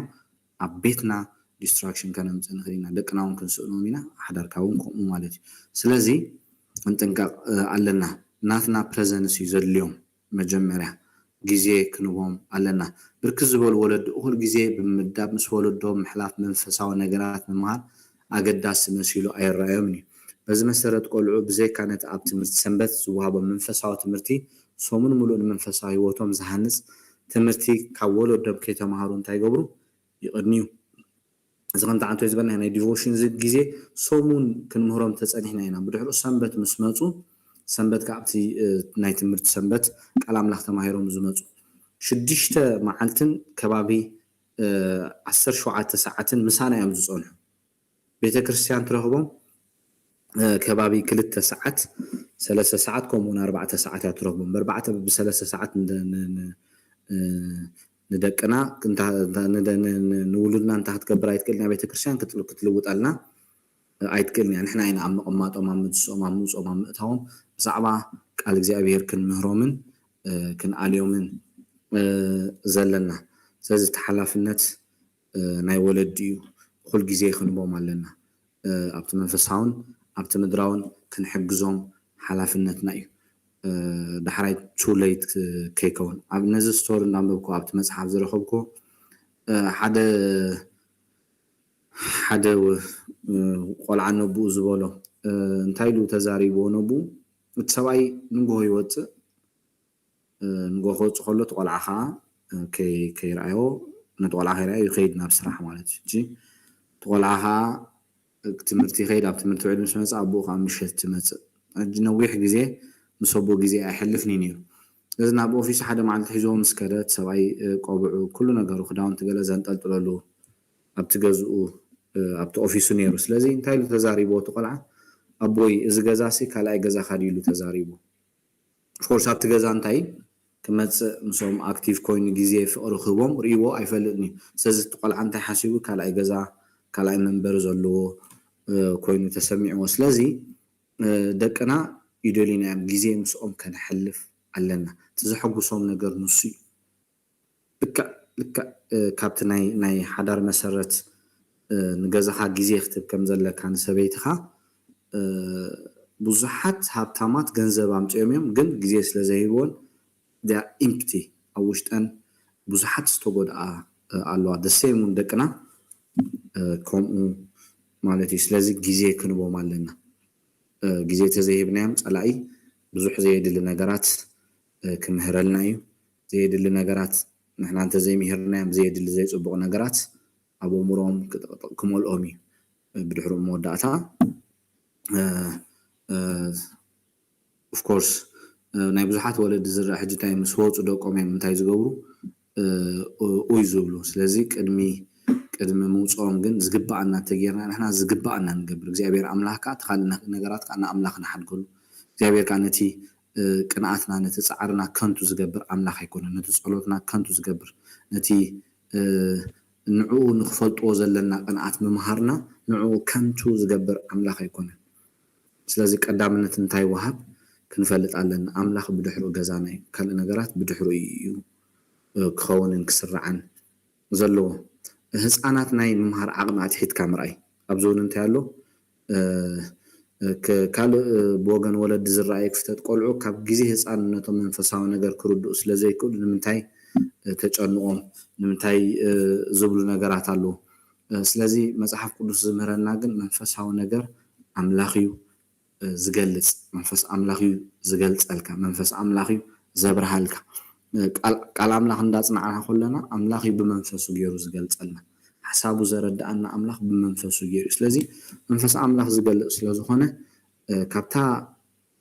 ዝተወለዱላ ካብታ ክሰምዑላ ዝኽእሉ ትሒዝና በታ ዓቕሞም ናይ እግዚኣብሔር ቃል ክንምህሮምን ክንኣልዮምን ኣለና ሓደ ምስ በዓል ኣንታይ ለቨይ ዘገልግል ዝነበረ ንሰይጣን ዘምልኹ ዝነበሩ ከምዚ ኢሉ ተዛሪቡ ኣብ ቤተ ክርስቲያን ኣብ ገዛ ፅቡቅ ገይሮም ኣይምህርዎም እዮም ኣብ ቤተ ክርስቲያን ምስ ከዱ ከዓ 2 ሰዓት ዘይትመሊኦም ዝምህርዎም ስለዚ ከመይ ጌርና ካብ ቤት ኣምላኽ ደቆም ከም ንወስደሎም ንሪኦም ኢና ኢሉ ማለት እዩ ስለዚ ክንምህሮም ሓላፍነትና እዩ እንዳፀለና እግዚኣብሔር ኣምላኽ ነቲ ዝተዛረብናዮም ቃል ካብ ዘይጠፍእ ዘሪኢኹም ኢልና ኣሎ ኣብ ጴጥሮስ ምስኦም ከዓቢ ናብ ምድሓን ከምፅኦም እንዳፀለና ነቲ ዝሰምዕዎ ቃል ኣብ ሂወቶም 30-60 ሚእቲ ክፈሪ ክንፅልየሉ ኣለና ስለዚ ከምኡ ኢልና ልዕሊ ዓቕሞም እዩ ንምንታይ ነጨንቆም ኢልና ክንገድፎም የብልና እንተገዲፍናዮም ፀላእ እውን ስርሑ ኣይክሓድግን እዩ ኣብዚ ሓደ መሰረታዊ ነገር ከነስተውዕሎ ይግባአና ንሱ ድማ ንሕና ንልቢ ወለድና ብናይ እግዚኣብሔር ቃል ሓቂ ንምምላእ ዕሽስ ብዝበልናዮ መጠን ሰይጣን ክፉእ ሓሳቡ ብዝተፈላለየ መንገድታት ኣብ ኣእምሮ ልብን ውሉድና ንምጥቕጣቕ ብብርቱዕ ዝተግህ ምኳኑ ክንዝንግዕ የብልና ምክንያቱስ እንታይ ዝደሊ ልክዕ ከምቲ እግዚኣብሔር ኣምላኽ ንዕላምኡ ክጥቀመሎም ዝደሊ ንክብሩ ክጥቀመሎም ዝደሊ ኣብዛ ፀልማት ዓለም ጨውን ብርሃንን ኮይኖም ብዛዕባ ናቱ መንነት ክዛረቡ ዝደሊ ፀላእ እውን ደሰይም ንኽፉእ ነገራት ንኸበላሽዎም ካብታ ዝተወለዱላ ግዜ ከም ዝደልዮምን ካህኖም ከም ዝደሊ መርበቡ ከም ዝዝርጋሕን ክንዝንግዕ የብልና ስለዚ ንምምሃር ንምፅላይ ክንተግህ ኣለና ኣብ ዙርያ ቤተ ክርስቲያናት ዝረኣዩ ክፍተታት እዚ ክንሪኦ ፀናሕና ሕጂ ኣብ ናይ ስድራ ቤት ዝረአ ክፍተት እዩ ደቅና ስለምንታይ ካብ ቤት ኣምላኽ ይወፁና ዝብል ሓሳብ እዩ ብቤተ ክርስቲያን ዝረአ ክፍተት ናይ ግዜ ሕፅረት ቆልዑት ከይና ክንሪኦም ከለና ናይ ትምህርቲ ሰንበት ኣገልግሎት ነቶም ንምህሮም ህፃናት ንረኽቦም ሰንበት እዩ ኣብታ ሰንበት ከዓ ከባቢ ሰዓት እያ ስለዚ ምስ ኣተዉ ክላሶም መግብሎ ገለ እታ ትክክል ክመሃሩላ ዝኽእሉ ካብ 30 ደቂቃ 45 ደቂቃ ስለዚ ግዜ ሕፅረት ኣብ ቤተ ክርስቲያናት ይረአዩ እንታይ እዮም ዝደልዩ ንሳቶም ዝሰምዕዎ ዝተረድእዎ ሓሳብ ክሓቱና ቀስ ጌርና ከነረድኦም እንዳምሃርናዮም ዘይተረድኦም ነገር ክሓቱ ክምለሰሎም ህድእ ኢሎም ይደልዮም እንዳተረበሹ ክገብርዎ ኣይደልዩን እዮም ስለዚ ኣብ ቤተ ክርስቲያን ዝረአ እንታይ እዩ ናይ ሕፅረት ግዜ ዝበዝሕ ግዜ ሕጂ ንሕና ንምህሮም ድሕሪ ኣምልኾ እዩ ኣምልኾ ምስ ተወድአ ዝበልዕዎ ጣዕሞት ኣለዎ ክሳዕ ዝኸውን ገለ ካብ 30 ክሳብ 45 ደቂቃ ዘላ ኢኻ ዕድል ትረክብ ኣብ ገለገለ ሓቲቶም ኸዋላ already ሰብ ስለዝወፅ ካብቲ ፕሮግራም ሰዓት ስለዝኣክል ስለዝውዳእ next week ምልሰልክዐ ኢልና እንታይ ንገብሮም ኢና ንሰዶም ኢና ግን ግዜ ክወሃቦም ኣለዎም ተረጋጊኦም ክመሃሩ ኣለዎም እቲ ቤተክርስትያን ዝረአ ነገር እዚ ነገር እዚ ክዕፆ ኣሎ ግዜ ከነ ማዕራር የለውም ኣለና ሕፅረት ምድላው ኣብ መምሃራን እውን እንታይ ንርኢና ኣብ ዙርያ ናይ ህፃናት ትምህርቲ ሰንበት ኣገልግሎት ዝረአ ሓደ ክፍተት ሕፅረት ምድላው ኣብ መስርሕ ምምሃርን ምስትምሃርን ምድላው ዝለዓለ ተራ ኣሎ ስለዚ ኣብቲ መምህርን ኣብቲ ተምሃራይን ናይ ክልቴኻ ምድላው ኣገዳሲ እዩ እቲ መምህር ከይተዳለወ ተመፅዩ sometimes ቤን ጀሚሩ ቤን ይውዳእ ኣይፈልጥኒ ተዘይተዳሊና ወላ ሓደ ነገር ከይፀበቅና እዮም ክንከይድ ንኽእል ኢና እቲ ተምሃራይ እውን ዝተዋሃቦ ኣሳይመንት ይኹን ካልእ ነገራት ይኹን ከይሰርሐ ተመፅዩ ወለዲ ዝተዋሃቦ ነገር እንታይ ተዋሂብካ ኢሎም ኣስሪሖም ተዘይልኢኹም እውን እሱ እውን ርእሱ ዝኸኣለ ኣብቲ ተምሃራይ ዘምፅኦ ሳዕቤን ኣሎ ስለዚ እቲ ምድላው ብወለድን ሶሪ ብመምሃራን ናይ ሳንዴይ ስኩልን በቶም ናይ ሳንዴይ ናይ ትምህርቲ ሰንበት ዝመሃሩ ክኸውን ኣሎ ብክልቴኻ እዩ ክኸውን ዘለዎ እቲ ምድላው ስለዚ እዚ ክፍተት እዚ እውን ይረአዩ መብዛሕትኦም መምሃራን ሰሙን ሙሉእ ስቕ ኢሎም ቀኒዮም ከይፀለዩ ኢሎም ከይተዳለዉ ከየፅንዑ ብድሕሪ ቀዳም ክትከውን ኮላ ብሽዑ ተብተብ ኢሎም ነገራት ፕሮፐርሊ ከይተዳለዉ ዝመፁ ኣለዉ መብዛሕትኦም ህፃናት ነዚ ኦብዘርቭ ይገብሩ እዮም ወላ ቲኔጀር ይነግሩኻ እዮም እውን ካልኣይ ግዜያት መፃኢት ኣይደልዩኻን እዮም ወላ ሓንቲ ከይሓዙ እውን ከም ዝመፁ ክትሓቶም ከለኻ ሓሳብ ብኾዮም ስለዚ እቲ መምህር ናይ ሳንዴይ ስኩል በዚ ዕዮ እዚ ክፀንዕ ከም ዘለዎ ክተግሃሉ ከም ዘለዎ ክርስዕ የብሉን ነቲ እግዚኣብሔር ሂቦ ዘሎ ዕድል ክጥቀመሉ ኣለዎ ኣብ ብዙሓት እውን ትሪኦ ኢኻ ሰሙን ሙሉእ ከይተዳለዉ ንግሆ ሰንበት ዝዳለዉ ገሊኦም እውን ከይተዳለዉ ይመፁ እዚ ፅቡቅ ኣይኮነን እንዳፀለና እንዳተዳለና ኢና ነቶም ቆልዑ እንታይ ክንገብሮም ዘለና ክንምህሮም ዘለና ወለዱ እውን ከምኡ ዝተዋሃቦም ሓላፍነት ሰሪሖም ክመፁ ክንከታተሎም ኣለና ነዚ ትምህርቲ እዚ ኣብ ቤተክርስትያን ንመሃሮ ኣለና ክንመሃር ከለና ናይ ግሩፕ ዲስካሽን ኣለዎም ቶም ፓረንትስ መብዛሕትኦም ኣብ ወለዲ ዝረአ ናብቲ ምድራዊ ነገር ደቆም ምድራዊ ነገር ክመሃሩ ናብ ቤት ትምህርቲ ክሰድዎም ከለዉ ጥራዞም ከይተረፈ መፅሓፍቶም ኩሉ ናይ ክፍሊት ኩሉ ነገራት ብስነ ስርዓት ብትክክል እዮም ዝሕዝዎም ናብ ሰንበት ናብ ቸርች ከምፅኦም ከለዉ ግን ገሊኣቶም ኣብ ፍርቂ ኣምልኾ ሒዞም መፁ ገሊኣቶም ክላስ ምስ ተጀመረ ስለዚ ኣብ ወለዲ እውን እዚ ሸለልትነት እዚ ይረአ እዩ ኣሳይመንት ሂብካዮም ስርሕዎ ተባሂሎም እንታይ ተዋሂብኩም ኢሎም ወለዲ እውን እንታይ ገብሮም እዮም ሓትዎም እዮም ከይሰርሑ ዝመፁ ተምሃሮ እውን ኣለዉ ኣብ ዙርያ መምሃራን ኣብዚ እንታይ ቻሌንጅ ኣለና ሕጂ ኣብ ቤተክርስትያን ንሪኦ ዋላ ኣብ ቤተክርስትያና ዝረአ ገሊኦም መምሃራን ብስል ዝበልዮም ነቶም ዝምህርዎም ፅቡቅ ገይሮም ክምህሩ ኢልካን ክኣልዩ ኢልካን ይኽእሉ እዮም ገሊኣቶም ግን ከምቲ ዓንተይ ዝበልኩ ኣንደር ኤጅ እዮም 16 17 እዮም ብዙሕ ኣፍልጦ ዘይብሎም ብዙሕ ዘይበሰሉ ይኾኑ ስለዚ እዚ እውን ቻሌንጅስ ኣሎ ኣብ ቤተክርስትያን ኣብ ዙርያ መምሃራን ዝረአ እግዚኣብሔር ኣምላኽ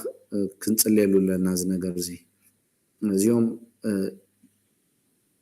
ወለዶ እዮም ገና ንኣሽቱ ኩሉ ከምቲ እግዚኣብሔር ጌርና ከምቲ እግዚኣብሔር ዝደልዮ ጌርና ትዕቢናዮም እግዚኣብሔር ኣምላኽ ንብዙሕ ነገር ክጥቀመሎም ይኽእል እዩ ስለዚ ንኣገልግሎት ሰንበት ቤተክርስትያን ንባዕሉ ብሸለልትነት ክትሪኦ የብላን ኣብ ዙርያ መምሃሪ ቦታ እውን ኣብዚ እውን እንታይ ይረአ እዩ ወዲ 7 ዓመት ምስ ወዲ 12 ዓመት ተቐምጦ እዞም ርእሱ ዝኸኣለ ሳይኮሎጂካል ፀቕጢ ኣሎ በብዕድሞም ኢና ክንፈላለዩ ኦፍኮርስ ንሕና ንጥቀመሉ መተል ሕጂ ካብ 2 ዓመት ክሳብ 4 ዓመት ዘሎ ክሳብ 5 ዓመት ዘሎ ኣብ ሓደ ክላስ ይመሃሩ ካብ 6 ዓመት ክሳብ 8 ከባቢ ዘሎ ኣብ ሓደ ክላስ ካብ 8 ክሳብ 12 ዘሎ ካብ 13 ክሳብ 17 ብኸምኡ ነቲ ክላሳት ክንፈላለዮ ከም ቤተክርስትያን ፅቡቅ እዩ ተዘይኮይኑ ንሓደ ወዲ 12 ዓመት ምስ ወዲ 8 ወይ ምስ ወዲ 6 ዓመት ንክመሃሩ ተጌርካዮም እቲ ወዲ 12 ዓመት ክጉዳእ ይኽእል እዩ እቲ ወዲ 7 ዓመት እውን ክጉዳእ ይኽእል እዩ ስለዚ እዚ ነገራት እዚ በብዕድሞኦም ፈላሊና ሩማት ከነዳሉ ኣለና ኣብ ዙርያ ስርዓት ትምህርቲ ኦፍ ኮርስ ኣብዚ እንታይ ይኾን ሕጂ ሮማት ትሽገር ኢኻ ኣብ ናይ ሳንዴይ ስኩል ክላሳት ምክንያቱ በብዕድምኡ ሮም ስለ ዘለየካ ኣክቹዋሊ እቶም ኣብ ማእከልና ዘለዉ ምእመን በዚ ነገር እዚ ክተግሁ ኣለዎም ብፋይናንስ ንቤተ ክርስቲያን ሳፖርት ክገብሩ ኣለዎም ንሳንዴይ ስኩል ንትምህርቲ ሰንበት ቦታ ኣቴንሽን እንታይ እዩ እዚ ቀዳምነት ክወሃቦ ኣሎ ምክንያቱ እዚኦም ከምታ ቀዲመ ዝበልክዎ ጀነሬሽን እዮም እቲ ኢንቫይሮንመንት ለሰይ ንኣብነት ሓደ ኣብ ደሓን ቤተሰብ ዝነብር ውሉድ ኣምፂና ኣብ ሓደ ዑና ገዛ ከነእትዎ ከለና እቲ ኢንቫይሮንመንት ንዕኡ ክጥዕሞ ኣይክእልኒ ምክንያቱ ኣብኡ ኮይኑ ነቲ ትምህርቲ እውን ብትክክል ክሰምዖ ኣይክእልኒ ቤተክርስትያን ብዓቕማ እቲ ዝጥቀምሉ ሽቃቅ ክላሳቶም መግቦም ዝሰትይዎ ብዝተኸኣላ መጠን ፅቡቅ ክትገብሩ ኣለዋ ብዓቕማ ማለት እዩ ብዓቕምካ ኢኻ ነገራት ትገብር ስለዚ እቶም ምእመን እውን በዚ ነገር እዚ ሳፖርት ክንገብር ኣለና ከምታ ኣቀዲመ ዝበልክዎ ብዘሎ ነገር ተጠቂሞም ረቢሖም ሂወቶም እንተጥፊኦም ንጎይታ ኢየሱስ ክርስቶስ ተዘይፈሊጦም ከሲርና ማለት ሰብ ብዘሎ ዓለም ረቢሑ ነፍሱ እንተኣጥፊዩ ከንቱ እዩ ዝብለና መፅሓፍ ቅዱስ ልክዕ ከምቲ በዓል ዮሴፍ ብንእስነቶም ንኣምላኽ ዘኽበርዎም ከምኡ ኢና ክንናፍቕን ክንፀምእን ዘለና ዓቕሚ እውን ኣብቲ ናይ ሳንዴይ ስኩል ኣብቲ ናይ ትምህርቲ ሰንበት ኢንቨስት ተጌርና ፅቡቅ ይብል ምክንያቱ ኣነ ኣብኡ ስለ ዘገልግል ዘሎ እዚኦም ወለዶ እዮም ፅባሕ ንጎ ካብዚኦም እዮም ፓስተራት ኣገልገልቲ ክወፁ ካብዚኦም እዮም መራሕቲ ሃገር ክወፁ ካብዚኦም እዮም ነዚ ብኩሉ ነገር ፈሪሱ ዘሎ ክዕርዩ ዝኽእሉ ስለዚ ብቀሊል ክንሪኦ የብልናን ከም ቤተ ክርስቲያን ኣብ ዙርያ ብዕድመ ከፊልካ ምምሃር ከምቲ ዝበልኩ ህፃናት ኣብ ተቃራኒ ዕድመ ከፋፊልካ ምምሃር ኣገዳሲ ይኹን እምበር ናይ ቦታ ፅበት ናይ ዝሰልጠነ መምህር ሕፅረት ዝተላዕለ ንቆልዑ ዝመሃርሉ ቦታ ይፀበካ መምሃር አንትስን ግን ጋብ ዘለዎ ተኮይኑ ወላ ሓንቲ ክጠቅሞም ክሕግዞም ስለ ዘይክእል ብዝተኻእለና መጠን በብዕድመኦም ክንገብሮ ክንፈላልዮ ኣለና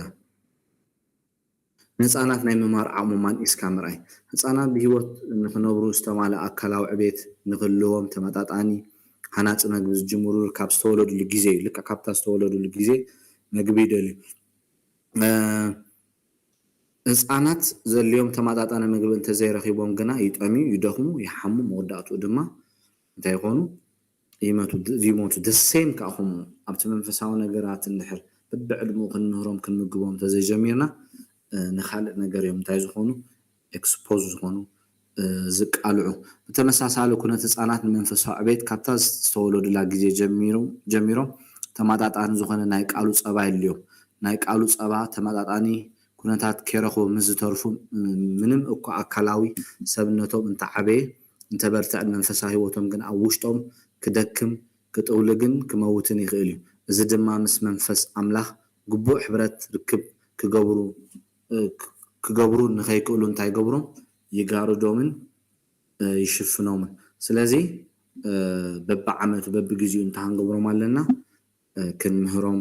ኣለና ብቤተ ክርስቲያን ብወለድ ናይ ክልቴና እዩ ተሓላፍነት ቤተ ክርስቲያን እናታ ግደ ክትገብር ኣለዋ ወለድ እውን ናቶም ግደ ክገብሩ ኣለዎም እቲ ትምህርቲ ኣብ ክርስቶስ ዘተኮረ ዘይምግባር መጽሓፍ ቅዱስ ክንዛረብ ከለና ኣብ ዮሃንስ ምዕራፍ 5 ታይሎም ኣሎ ጎይታ ነተን ጽሑፋት መራምርዎን ኣሎ ንሳተን ከዓ እንታይ ብዛዕባይ እየን ዝዛረባ ናባይ ክትመጹ ህይወት ክትረኽቡ ኣይደልዩን እዮም ስለዚ መጽሓፍ ቅዱስ ሓደ ጸሓፊ ታይሉ ገልጾ ንክርስቶስ ኣብ ኤቭሪ ኮርነር ኣብ ዘፍጥረት ንኺድ ኣብ ዘጸአት ንኺድ ኣብ ኩሉ ንረኽቦ ንመን ንክርስቶስ እዩ ንሱ እዩ እቲ ሰንተር እቲ መንገድን ሓቅን ህይወት ንሱ እዩ ሰማይን ምድርን ምስ ኣምላኽ ዘተዓረቐ ንሱ እዩ ኣብ ታሕቲ ፀሓይ ክንድሕነሉ ንኽእል ካልእ ወላ ሓደ የለን ምድሓን ብክርስቶስ እዩ ስለዚ እቲ ትምህርቲ ንክርስቶስ ዘማእከለ ክኾን ኣለዎ ንኣብነት ብዛዕባ ናይ ኣብርሃም እንተምሂርና ንበረኸት ክገብረካ እየ ከብዚ ሓካ ኢሉ ኣብ ዘፍጥረት ምዕራፍ 12 ፀዊዕዎ ኣሎ ስለዚ ምፀውዖ ነቲ ታሪክ ምስ ነገርናዮም ናብ ኣፕሊኬሽን ኢና ክንወስዶም ዘለና ኣብቲ መጽሓፍ ኢና ንክርስቶስ ከነርእዮም ክንገልጸሎም ዘለና ምክንያቱ ንሱ ስለ ዝኾነ እቲ ሜድያተር እቲ ማእከላይ መብዛሕትኦም ናይ እምነት ስሕተታት ንዖዮም ዝጸልዎ እሱ እቲ ሰንተር ናይ እምነትና ናትና ሰንተር ንሱ እዩ ንኣብነት ኣብ ዘፍጥረት ምዕራፍ 22 አብርሃም ይስሐቅ እግዚአብሔር ንአብርሃም ሞከሮን ይስሐቅ ወድኻ ሰዋዮ ምስ በሎ እቲ ታሪክ ትዛንታ ጥራይ ኮና ክንነግሮም ዘለና ንወድ ፍታው ክስዎ ከም ዝኸደ እግዚአብሔር ኣምላኹን ንወዱ ነቲ ዘፍቅሮ ወድ ምእንታ ሓጢኣትና እንታይ ከም ዝገበሮ ከም ዝሃበና ኣብ ክንዳና እንታይ ከም ዝገበሮ ኣብ ካልኣይ ቆሮንጦስ ንዓለም ክዓርቃ ከሎ ኣብ ክርስቶስ ነበረ በደልና ሓዘልና ምሕረት ገይርልና ኢልና ከነረድኦም ኣለና ስለዚ እቲ ሰለስተ መዓልቲ ዝኸድዎ ኢየሱስ ክርስቶስ ካብ ሞት ከም ዝተንስአ እቲ ገንሸል እቲ እንታይ ትድዑል ኢልዎ ዘለዎ ንክርስቶስ ከም ዘመልክት ብፍታው ህይወት ከም ዝሃበና ሂስትሪ ጥራይ ኣይኮናን ክንነግሮም ዘለና ዛንታ ጥራይ ኣይኮናን ከነንብበሎም ዘለና በቲ ዛንታ ጌርና ክርስቶስ ኢና እንታይ ክንገብሮም ዘለና ከነርእዮም ዘለና ንክርስቶስ ክፈልጥዎ ኢና ክንፅዕር ዘለና ምክንያቱ ሂስትሪ ታሪክ ጥራይ ነጌርና ኣይኮናን ካብኣታቶም ክንፈላለ ዘለና ኣብ ቤተ ክርስቲያን እውን በዚ ነገር እዚ እቶም ናይ ሳንዴይ ስኩል መምሃራን ከነዳሉ ከለና ታርጌት ናብ ክርስቶስ ክኸውን ኣሎ እሱ እቲ ቀንዲ ኣብ ካብ ዘፍጥረት ክሳዕ ራእይ ዮሃንስ ብኩሉ ፅሑፋት ከና እንተፅኒዕናዮ ብዛዕባ ክርስቶስ እንታይ ዝገብር ዝምህረናን ዘረዳእናን እሱ መንገድን ሓቅን ህይወትን እዩ ሰብ ምስ ኣምላኽ ዝተዓረቕ እሱ ንዑ ንክፈልጥዎ ኢና እንታይ ክንገብር ዘለና ክንፅዕርን ክንምህሮምን ከም ወለድን ከም ቤተ ክርስቲያንን ክንሰርሓሉን ክንዓየሉን ዘለና ስለዚ ካብ ዝመፅእ ሰሙን ኦፍ ኮርስ እዛ ናይ መወዳእታ ክርያ 10 ደቂቃ ኣላትኒ እቲ ምክንያት ንምንታዮም ደቅና ዝወፁ ዝብሉ እቲ ሓደ ብስድራ ቤት ዝርአ ሃጓፍ ክፍተት እዩ እቲ ካልኣይ እውን ቤተ ክርስቲያን ዝርአ ክፍተታት እዩ ሳልሳይ እውን ናይ ዘመን ክፋእ እንታይ ምዃኑ ምውሳኹ ኣብ ስኮትላንድ ዘውፅኦ ሓድሽ ትእዛዝ ኣሎ ኦፍ ኮርስ ደቅና ካብቲ ንሕና ዝዓበናሉ በቃ ብኩሉ ነገር ትፍተነሉ ኢንቫይሮንመንት ብኩሉ ነገር ቻሌንጅ ዘለዎ ዘመን እዮም እንታይ ኮይኖም ዘለዉ ዝውለዱ ዘለዉ ኣብዚ ምዕራብ ከና ክንሪኦ ከለና ወዲ ንወዲ ካብ ንእስነቶም ኣትሒዞም ክምርዓው ኪዳን ክገብሩ ኣብ ቤት ትምህርቲ ይኹን ኣብ ካልእ ቦታታት እንዳረኣይዎም ዝዓብዩ ዘለዉ ከምኡውን ጓል ኣንስተይቲ ምስ ጓል ኣንስተይቲ ኣፀያፊ ፊልምታት ርክሰት እዚ ርክሰታት ሰሪሖም ኣብ ፓብሊክ ዝሽለሙሉ ዘለዉ ዘመን እዩ ኣብቲ ሚድያ ከይና ክንሪኦ ከለና ኩሉ ነቲ ስጋ ነቲ ውሽጢ መንነትካ እንታይ ዝገብር እዩ ዘርክስ ዝስሕብ ነገራት ኢና ንርኢ ኣብ ዘለና ዓም ስለቲ ትኽፋእ ናይ ዘመን እንታይ እንዳኾነ ይኸይድ ኣሎ እንዳኸፍአ እንዳገደደ ይኸይድ ኣሎ ስለዚ ንሳቶም ከዓ በዚ ነገራት እዚ እንታይ ይኾኑ ኣለዉ ይፍተኑ ኣለዉ ኣክቹዋሊ ኣብዚ በዚ ነገር እዚ ብጣዕሚ ክንፀልየሎም ኣለና እግዚኣብሔር ፀጋ ክቦም ፀጋ ኣምላኽ ክለማመድዎ ተጀሚሮም ካብ ብዙሕ ነገር ሓራ ክገብሮም ክጅምር እዩ ንኣምላኽ ክእዘዝዎ ብፅድቂ ክመላለሱ ይኽእሉ እዮም ምክንያቱ ኣብ ፀጋ በቲ ብክርስቶስ ተገለፀ ፀጋ ብፅድቂ ከመላልሰና ዝኽእል ግፍዕን ዓለማዊ ትምኒትን ክሒልና ብዛዕባ ናይ ጎይታ ምፅኣት እንዳሓሰብና ተፈሊና ካብ ርክሰት ካብ ክፋእ ርሒቕና ክነብር ዝገብረና ሓይሉ እዩ ብወዲ ብክርስቶስ ኣምላኽ ይብና ዘሎ ስለዚ ኣብ ስኮትላንድ ዘውፅኦ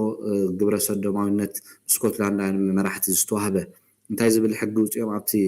ከባቢ 4 ነጥብታት ኮቶቴ ቆልዑ ብሙሉእ ወሲብ ግብረ ሰዶማዊ ልምምድን ወሲኽካ ንክመሃሩን ንክለማመዱን ብዛዕባ ናይ ግብረ ሰዶም ካብ ንእስነቶም ኣትሒዞም ንክመሃሩን ንክለማመዱን ገዝ ናብ ቤት ትምህርቲ ምስ ከዱ እዚ ነገራት ዝግልፅ እዮም ዝርእይዎ ዘለዉ ኩሉ ዮም ኣብ ቅድሚ ዓይኖም ዝርእይዎ ዘለዉ ስለዚ እቲ ናይ ዘመን ክፋእ ይውስኽ ስለ ዘሎ በዚ ነገራት እውን እንታይ ይኾኑ ኣለዉ ደቅና ይፍተኑ ኣለዉ ካልኣይ እውን እንታይ ዝብል ሓሳብ ሂቦም ብዛዕባ ታሪክ ጓል ምስ ጓል ወይ ሰበይቲ ምስ ሰበይቲ ወሲብ ዝፍፅሙ ስድራ ቤታት ንክመሃሩን ንክለማመዱ ብዛዕባ እዞም ኤልጂቢቲ ወዲ ምስ ወዲ ጓል ምስ ጓል ብዛዕባኦም እንታይ ክወሃቡ ኣስተምህሮ ክወሃቡ ንኽመሃሩ ካብ ንእስነቶም ኣትሒዞም ኖርማል ምንም ነገር ከም ዘይኮነ ገይሮም ንኽምህርዎም ንኸላማመድዎምን ሕጊ ኣውፅኦም እቲ ሳልሳዮን ዕድሞም 7 ዓመት ዝኾኑ ቆልዑ ሓሳብ ወሲብ ከመይ ጌርካ ክትፍፅም ከም ዝከኣል ኣብ ኣእምሮኦም ነቲ ወሲብ ከመይ ጌሮም ሜዲቴት እናገበሩ ብሓሳቦም ከመይ ይገብርዎ ንኽመሃሩ ትምህርታት ሕጊ ከም ዘፅደቑ ኣብ ስኮትላንድ ዘለዉ እቶም ግብረ ሰዶማውያን ካብ 11 ክሳብ 14 ዓመት ዘሎ ኣወዳት ድማ ከመይ ጌሮም ግብረ ሰዶም ከም ዝፍፅሙ ከመይ ጌሮም ኮንዶም ክጥቀሙ ከም ዝኽእሉን ትምህርቲ ክወሃቦም ክውስኑ መምሃራኖም ካብ በዚ ነገር ዝኣብጥቖም ኮይኖም ታክገብሮም ክድግፍዎምን ክምህርዎምን ከኣልይዎምን ስለዚ እቲ ዘመን ኣሕዋቲ ኣዝዩ እንዳኸፈ እዩ ኣዝዩ እንዳረኸሰ እዩ ዝኸይ ዘሎ ስለዚ ደቅና በዚ ነገራት እዚ እንታይ ይኾኑ ኣለዉ ይፍተኑ ኣለዉ ክንኣልዮም ክንፅልየሎም ጋይድ ክንገብሮም ኣለና ስለዚ ደቅና ዝወፅሉ ምክንያት በዚ 3 ነገራት እዩ ብወለዲ ዝርአ ክፍተት በቤተ ክርስቲያን ዝርአ ሃጓፍ ክፍተት እንደገና ናይ ኣብ ዘመን ኩሉ ክፋእ እንታይ ክኸውን ስለ ዘሎ ይውስኽ ስለ ዘሎ ንሕና ዝዓበናሉ ኢንቫይሮንመንት ከምቲ ሕጂ ደቅና ዝፍተንዎ ዘሎ ኢንቫይሮንመንት ኣይኮነን ንሕና ዝዓበናሉ ካልእ ኢንቫይሮንመንት እዩ ንሳቶም ዝዓቢሉ ዘለዉ ከዓ ካልእ እዩ ስለዚ በዚ ነገራት እዚ እንዳረኣዩ ካብ ህፃንነቶም እዮም ዝዓብዩ ዘለዉ መምሃራን ብዛዕባ እዚ ጉዳይ እንታይ ክገብሮም ቀሪቦም ክምህርዎምን ከኣልይዎምን ከምኡውን ወልፍታት ወልፊ ዘየድሊ መስተ ክኸውን ሽጋራ በዚ ነገራት እውን ኣይ ሪመምበር ሓደ ግዜ ሓንቲ ኣብ ትምህርቲ ከምኡ የዕልሉኻ ኣብቲ ቤት ትምህርቶም ቶም ተምሃሮ ተፈቲሾም እዮም ዝኣትዉ ግን ሓቢኦም ዝስተ ነገራት እዚ ከም ሽጋራ መሳሊ ዘይኮነ ከኣለዉ ዝጥቀሙሉ ብዛዓዲ ናብቲ ቤት ትምህርቲ ሒዞም ነቶም ተምሃሮ እንታይ ገብሮም ነቶም ምንም ዘይፈልጡ ናብ ከምኡ ዓይነት ምልምማዳት ይወስዶም እቶም ተምሃሮ እዮም እቶም ኣብ ቤተክርስትያን ዘሎ ኣመንቲ ከምኡ ከም ዝርእዩ ነቶም ተምሃሮ ከም ዝርእዎም ዝነግሩና ስለዚ ብዙሓት ምንም ነገር ዘይፈልጡ ቆልዑት በቶም ተምሃሮ ናብ ዘየድሊ ወልፍታት ናብ ዘየድሊ ነገራት እንታይ ክገብሩ ከለዉ ከኣትውን ናብ በቲ ወልፍታት ባሮት ክኾኑ ከለውን ኢና ንሪኦም ኣብ ዘለናይ ዓዱን ብዙሕ ነገራት እዮም ዝፍተኑ ስለዚ በዚ ነገራት እዚኦም ካብ ቤት ኣምላኽ እንታይ ዝኾኑ ዝወፁ ከም ወለዲ ክንገብሮ ዝግባአና ሓላፍነት ክንገብር ኣለና ከም ቤተ ክርስቲያን ክንገብሮ ዝግባአና ሓላፍነት ክንገብር ኣለና ኣብዚ ናይ ክፉእ ዘመን ምውሳኽ እውን ክንፅልየሎም ክንፀመሎም ብዛዕባኦም ናብ ኣምላኽ ከም ኢዮብ ብዛዕባ ደቁ ዝፅሊ ዝነበረ ክንዋግኣሎም ከም ዘለና እውን ናትና ሓላፍነት እዩ ስለዚ ዝመፅእ ሰሙን እንታይ ክንርኢ ኢና መፍትሒኡ እንታይ እዩ ዝብል ክንርኢ ኢና ስለዚ ሰዓት ስለ ዝኣኸለት እግዚአብሔር ይባርኩም እቲ መድረኽ ቃል ኣብ ሓወይ ይገድፈሉ እየ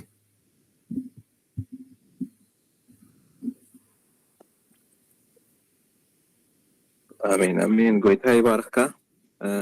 አሁን ዓለም ብዙ ጊዜ ዝወሰደ ትምህርቲ እዩ ብዙ ምትላው ዘደር ትምህርቲ እዩ አምላክ ጸጋብ ዝሕሉ ከምዚ ተዳሊ መጽእ ያገልግለና ስለዘሎ አምላክ ይባርኩም ንጸልየሉ ቶም ንከታተል ድማ ብግቡእ ክንከታተል ንግበር ይባርኩም ባር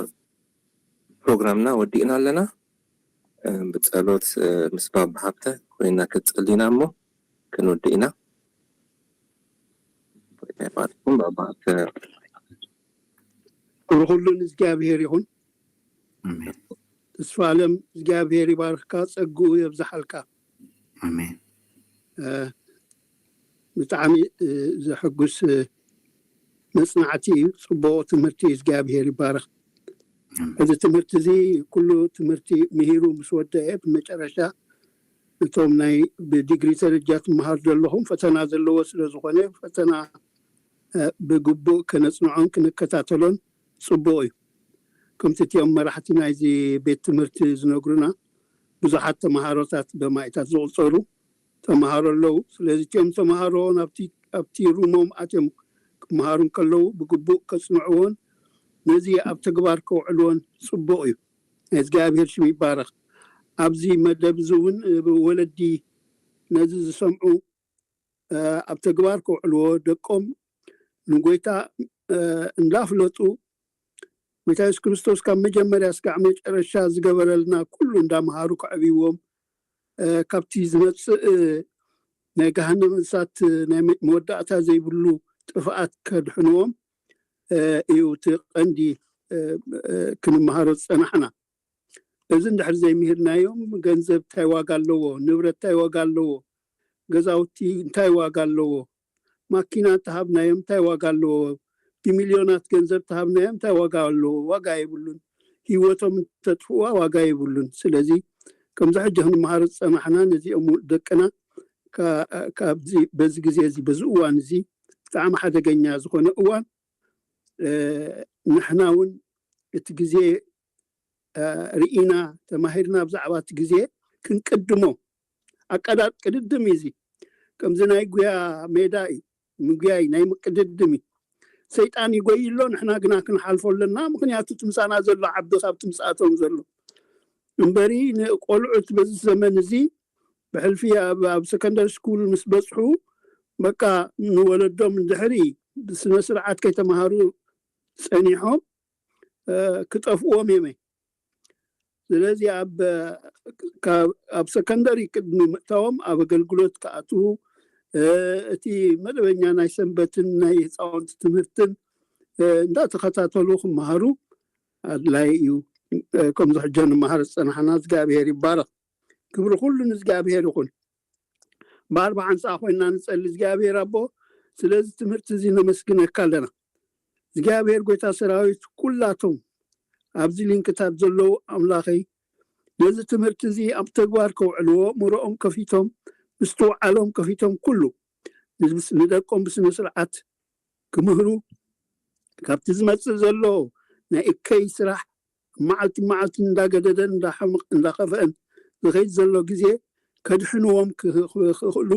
ብጎይታ ኢየሱስ ክርስቶስ ሽም ኣምላኸይ ብምስትውዓል ደቆም ክዕብዩ ክኽእሉ ንጽልይ ኣለና።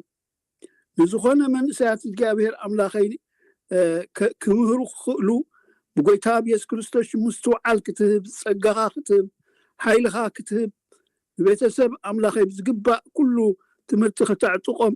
መንፈሳዊ ዕጥቂ ተዓጢቆም ኣምላኸይ ንደቆም ብስነ ስርዓት ክዕብዩ ክኽእሉ ብጎይታ ኢየሱስ ክርስቶስ ሽም ሓይሊ ክትቦም ንጽልይ ኣለና። እግዚአብሔር አቦ ነዚህ ስለ ትገብር ተመስገን። ሕጂኻ እግዚአብሔር ጎይታ ሰራዊት ንጽልይ ኣለና። በዚህ ኣብዚ ሊንክታት ዘለው ምናልባሽ ዝሓመመ ሰብ እንተሎ ኣብ ሆስፒታል ቤተሰቡ ዝኣተወ እንተሎ ኮቪድ ዝሓመመ እንተሎ ኣብ ገዝኡ ብዓራት ዝሳቀ ሰብ እንተሎ በዚ ሰዓት እዚ ንስኻ ትሪኦ እግዚአብሔር አቦ ንሕና ግን ዘይንሪኦ ብጎይታ ኢየሱስ ክርስቶስ ሽም ናይ ነፍስ ወከፍ ገዛ ኣምላኸይ ንስኻ ፈዋሲ እግዚአብሔር ስለ ዝኾንካ ናይ ነፍስ ወከፍ ቤት ኣቲኻ ክትፍውስ ብጎይታ ኢየሱስ ክርስቶስ ሽም ንጽልይ ኣለና። ኣብ ሆስፒታል ዘለው እግዚአብሔር ኣምላኸይ ካብ ሕማሞም ኩሉ ኣምላኸይ ንስኻ ክትሕውዮም ንስኻ ተፈዊስኩም ኢኹም ክትብሎም በታ ዝተወግአት ኢድካ ክትድህስሶም ብጎይታ ኢየሱስ ክርስቶስ ሽም ንጽልይ ኣለና። ኣብ ገዛ ኣብ ዓራት ተቋሪኖም ዘለው ብጎይታ ኢየሱስ ክርስቶስ ሽም ካብ ዓራቶም ወሪዶም ከም ድላዮም ክጎዩ ክኽእሉ ከም ድላዮም ክመሃሩ ክምህሩ ክኽእሉ ብጎይታ ኢየሱስ ክርስቶስ ሽም ኣምላኸይ ከተሕውዮም ክትንክፎም ተፈዊስኩም ኢኹም ክትብሎም ንዓኻ ዝሰኣነካ ነገር የለን ዝጨንቀካ ነገር የለን ናይ ሓንቲ ሰከንድ ጉዳይ እግዚአብሔር አቦ ብናዝራዊ ኢየሱስ ክርስቶስ ሽም መንፈስ እግዚአብሔር ንነፍስ ወከፍ ክትንክፎም ንጽልይ ኣለኹ ብጎይታ ኢየሱስ ክርስቶስ ሽም እዚኦም ኣብ ገዝኦም ሕሙም ኣሚጦም ዝመጹ ዝከታተሉ ዘለው ብጎይታ ኢየሱስ ክርስቶስ ሽም ሕጂ እግዚአብሔር ኣምላኸይ ናይ እግዚአብሔር መንፈስ ብጎይታ ኢየሱስ ክርስቶስ ሽም ንነፍስ ወከፍ ቤት ክትንክፍ ዝሓመሙ ኩሉ ተፈዊስኩም ኢኹም ክትብሎም ክትሱ ሕጂ ክንቀሳቀሱ ክኽእሉ ብጎይታ ኢየሱስ ክርስቶስ ሽም ንጽልይ ኣለና። ነዚ ትገብሮ ጸሎትና ስለ ትሰምዕ ነመስግነካ ኣለና። እከይ ዘበለ ኣይክረኽበኩም ተባሂሉ ተጻሒፉ እዩ። እከይ ዘበለ ኩሉ ካብኣቶም ክርሕቕ ብሽም ኢየሱስ ሕማም ዘበለ ክርሕቕ ንመላእኽቲ ክእዘልካ ተባሂሉ ተጻሒፉ እግዚአብሔር ኣምላኸይ ብጎይታ ኢየሱስ ክርስቶስ ሽም حمام زبله كله كنقل نصلي لنا سلسة معكنا تمسجن جابير أملاخين نفس وكف بارك الله نبز بيت مرتزي كلهم أملاخي مهران نظام كلهم أملاخي منفساو تمرتي زمهرنا زلو باركم أقلقلتهم تبارك يكون نتاموسهم تبارك يكون سروحهم تبارك يكون ولدهم بيتهم حدارهم تبارك يكون جابير أملاخي نفس وكف أبزلين زكاتنا زلوها بكل نتاموسهم يباركوا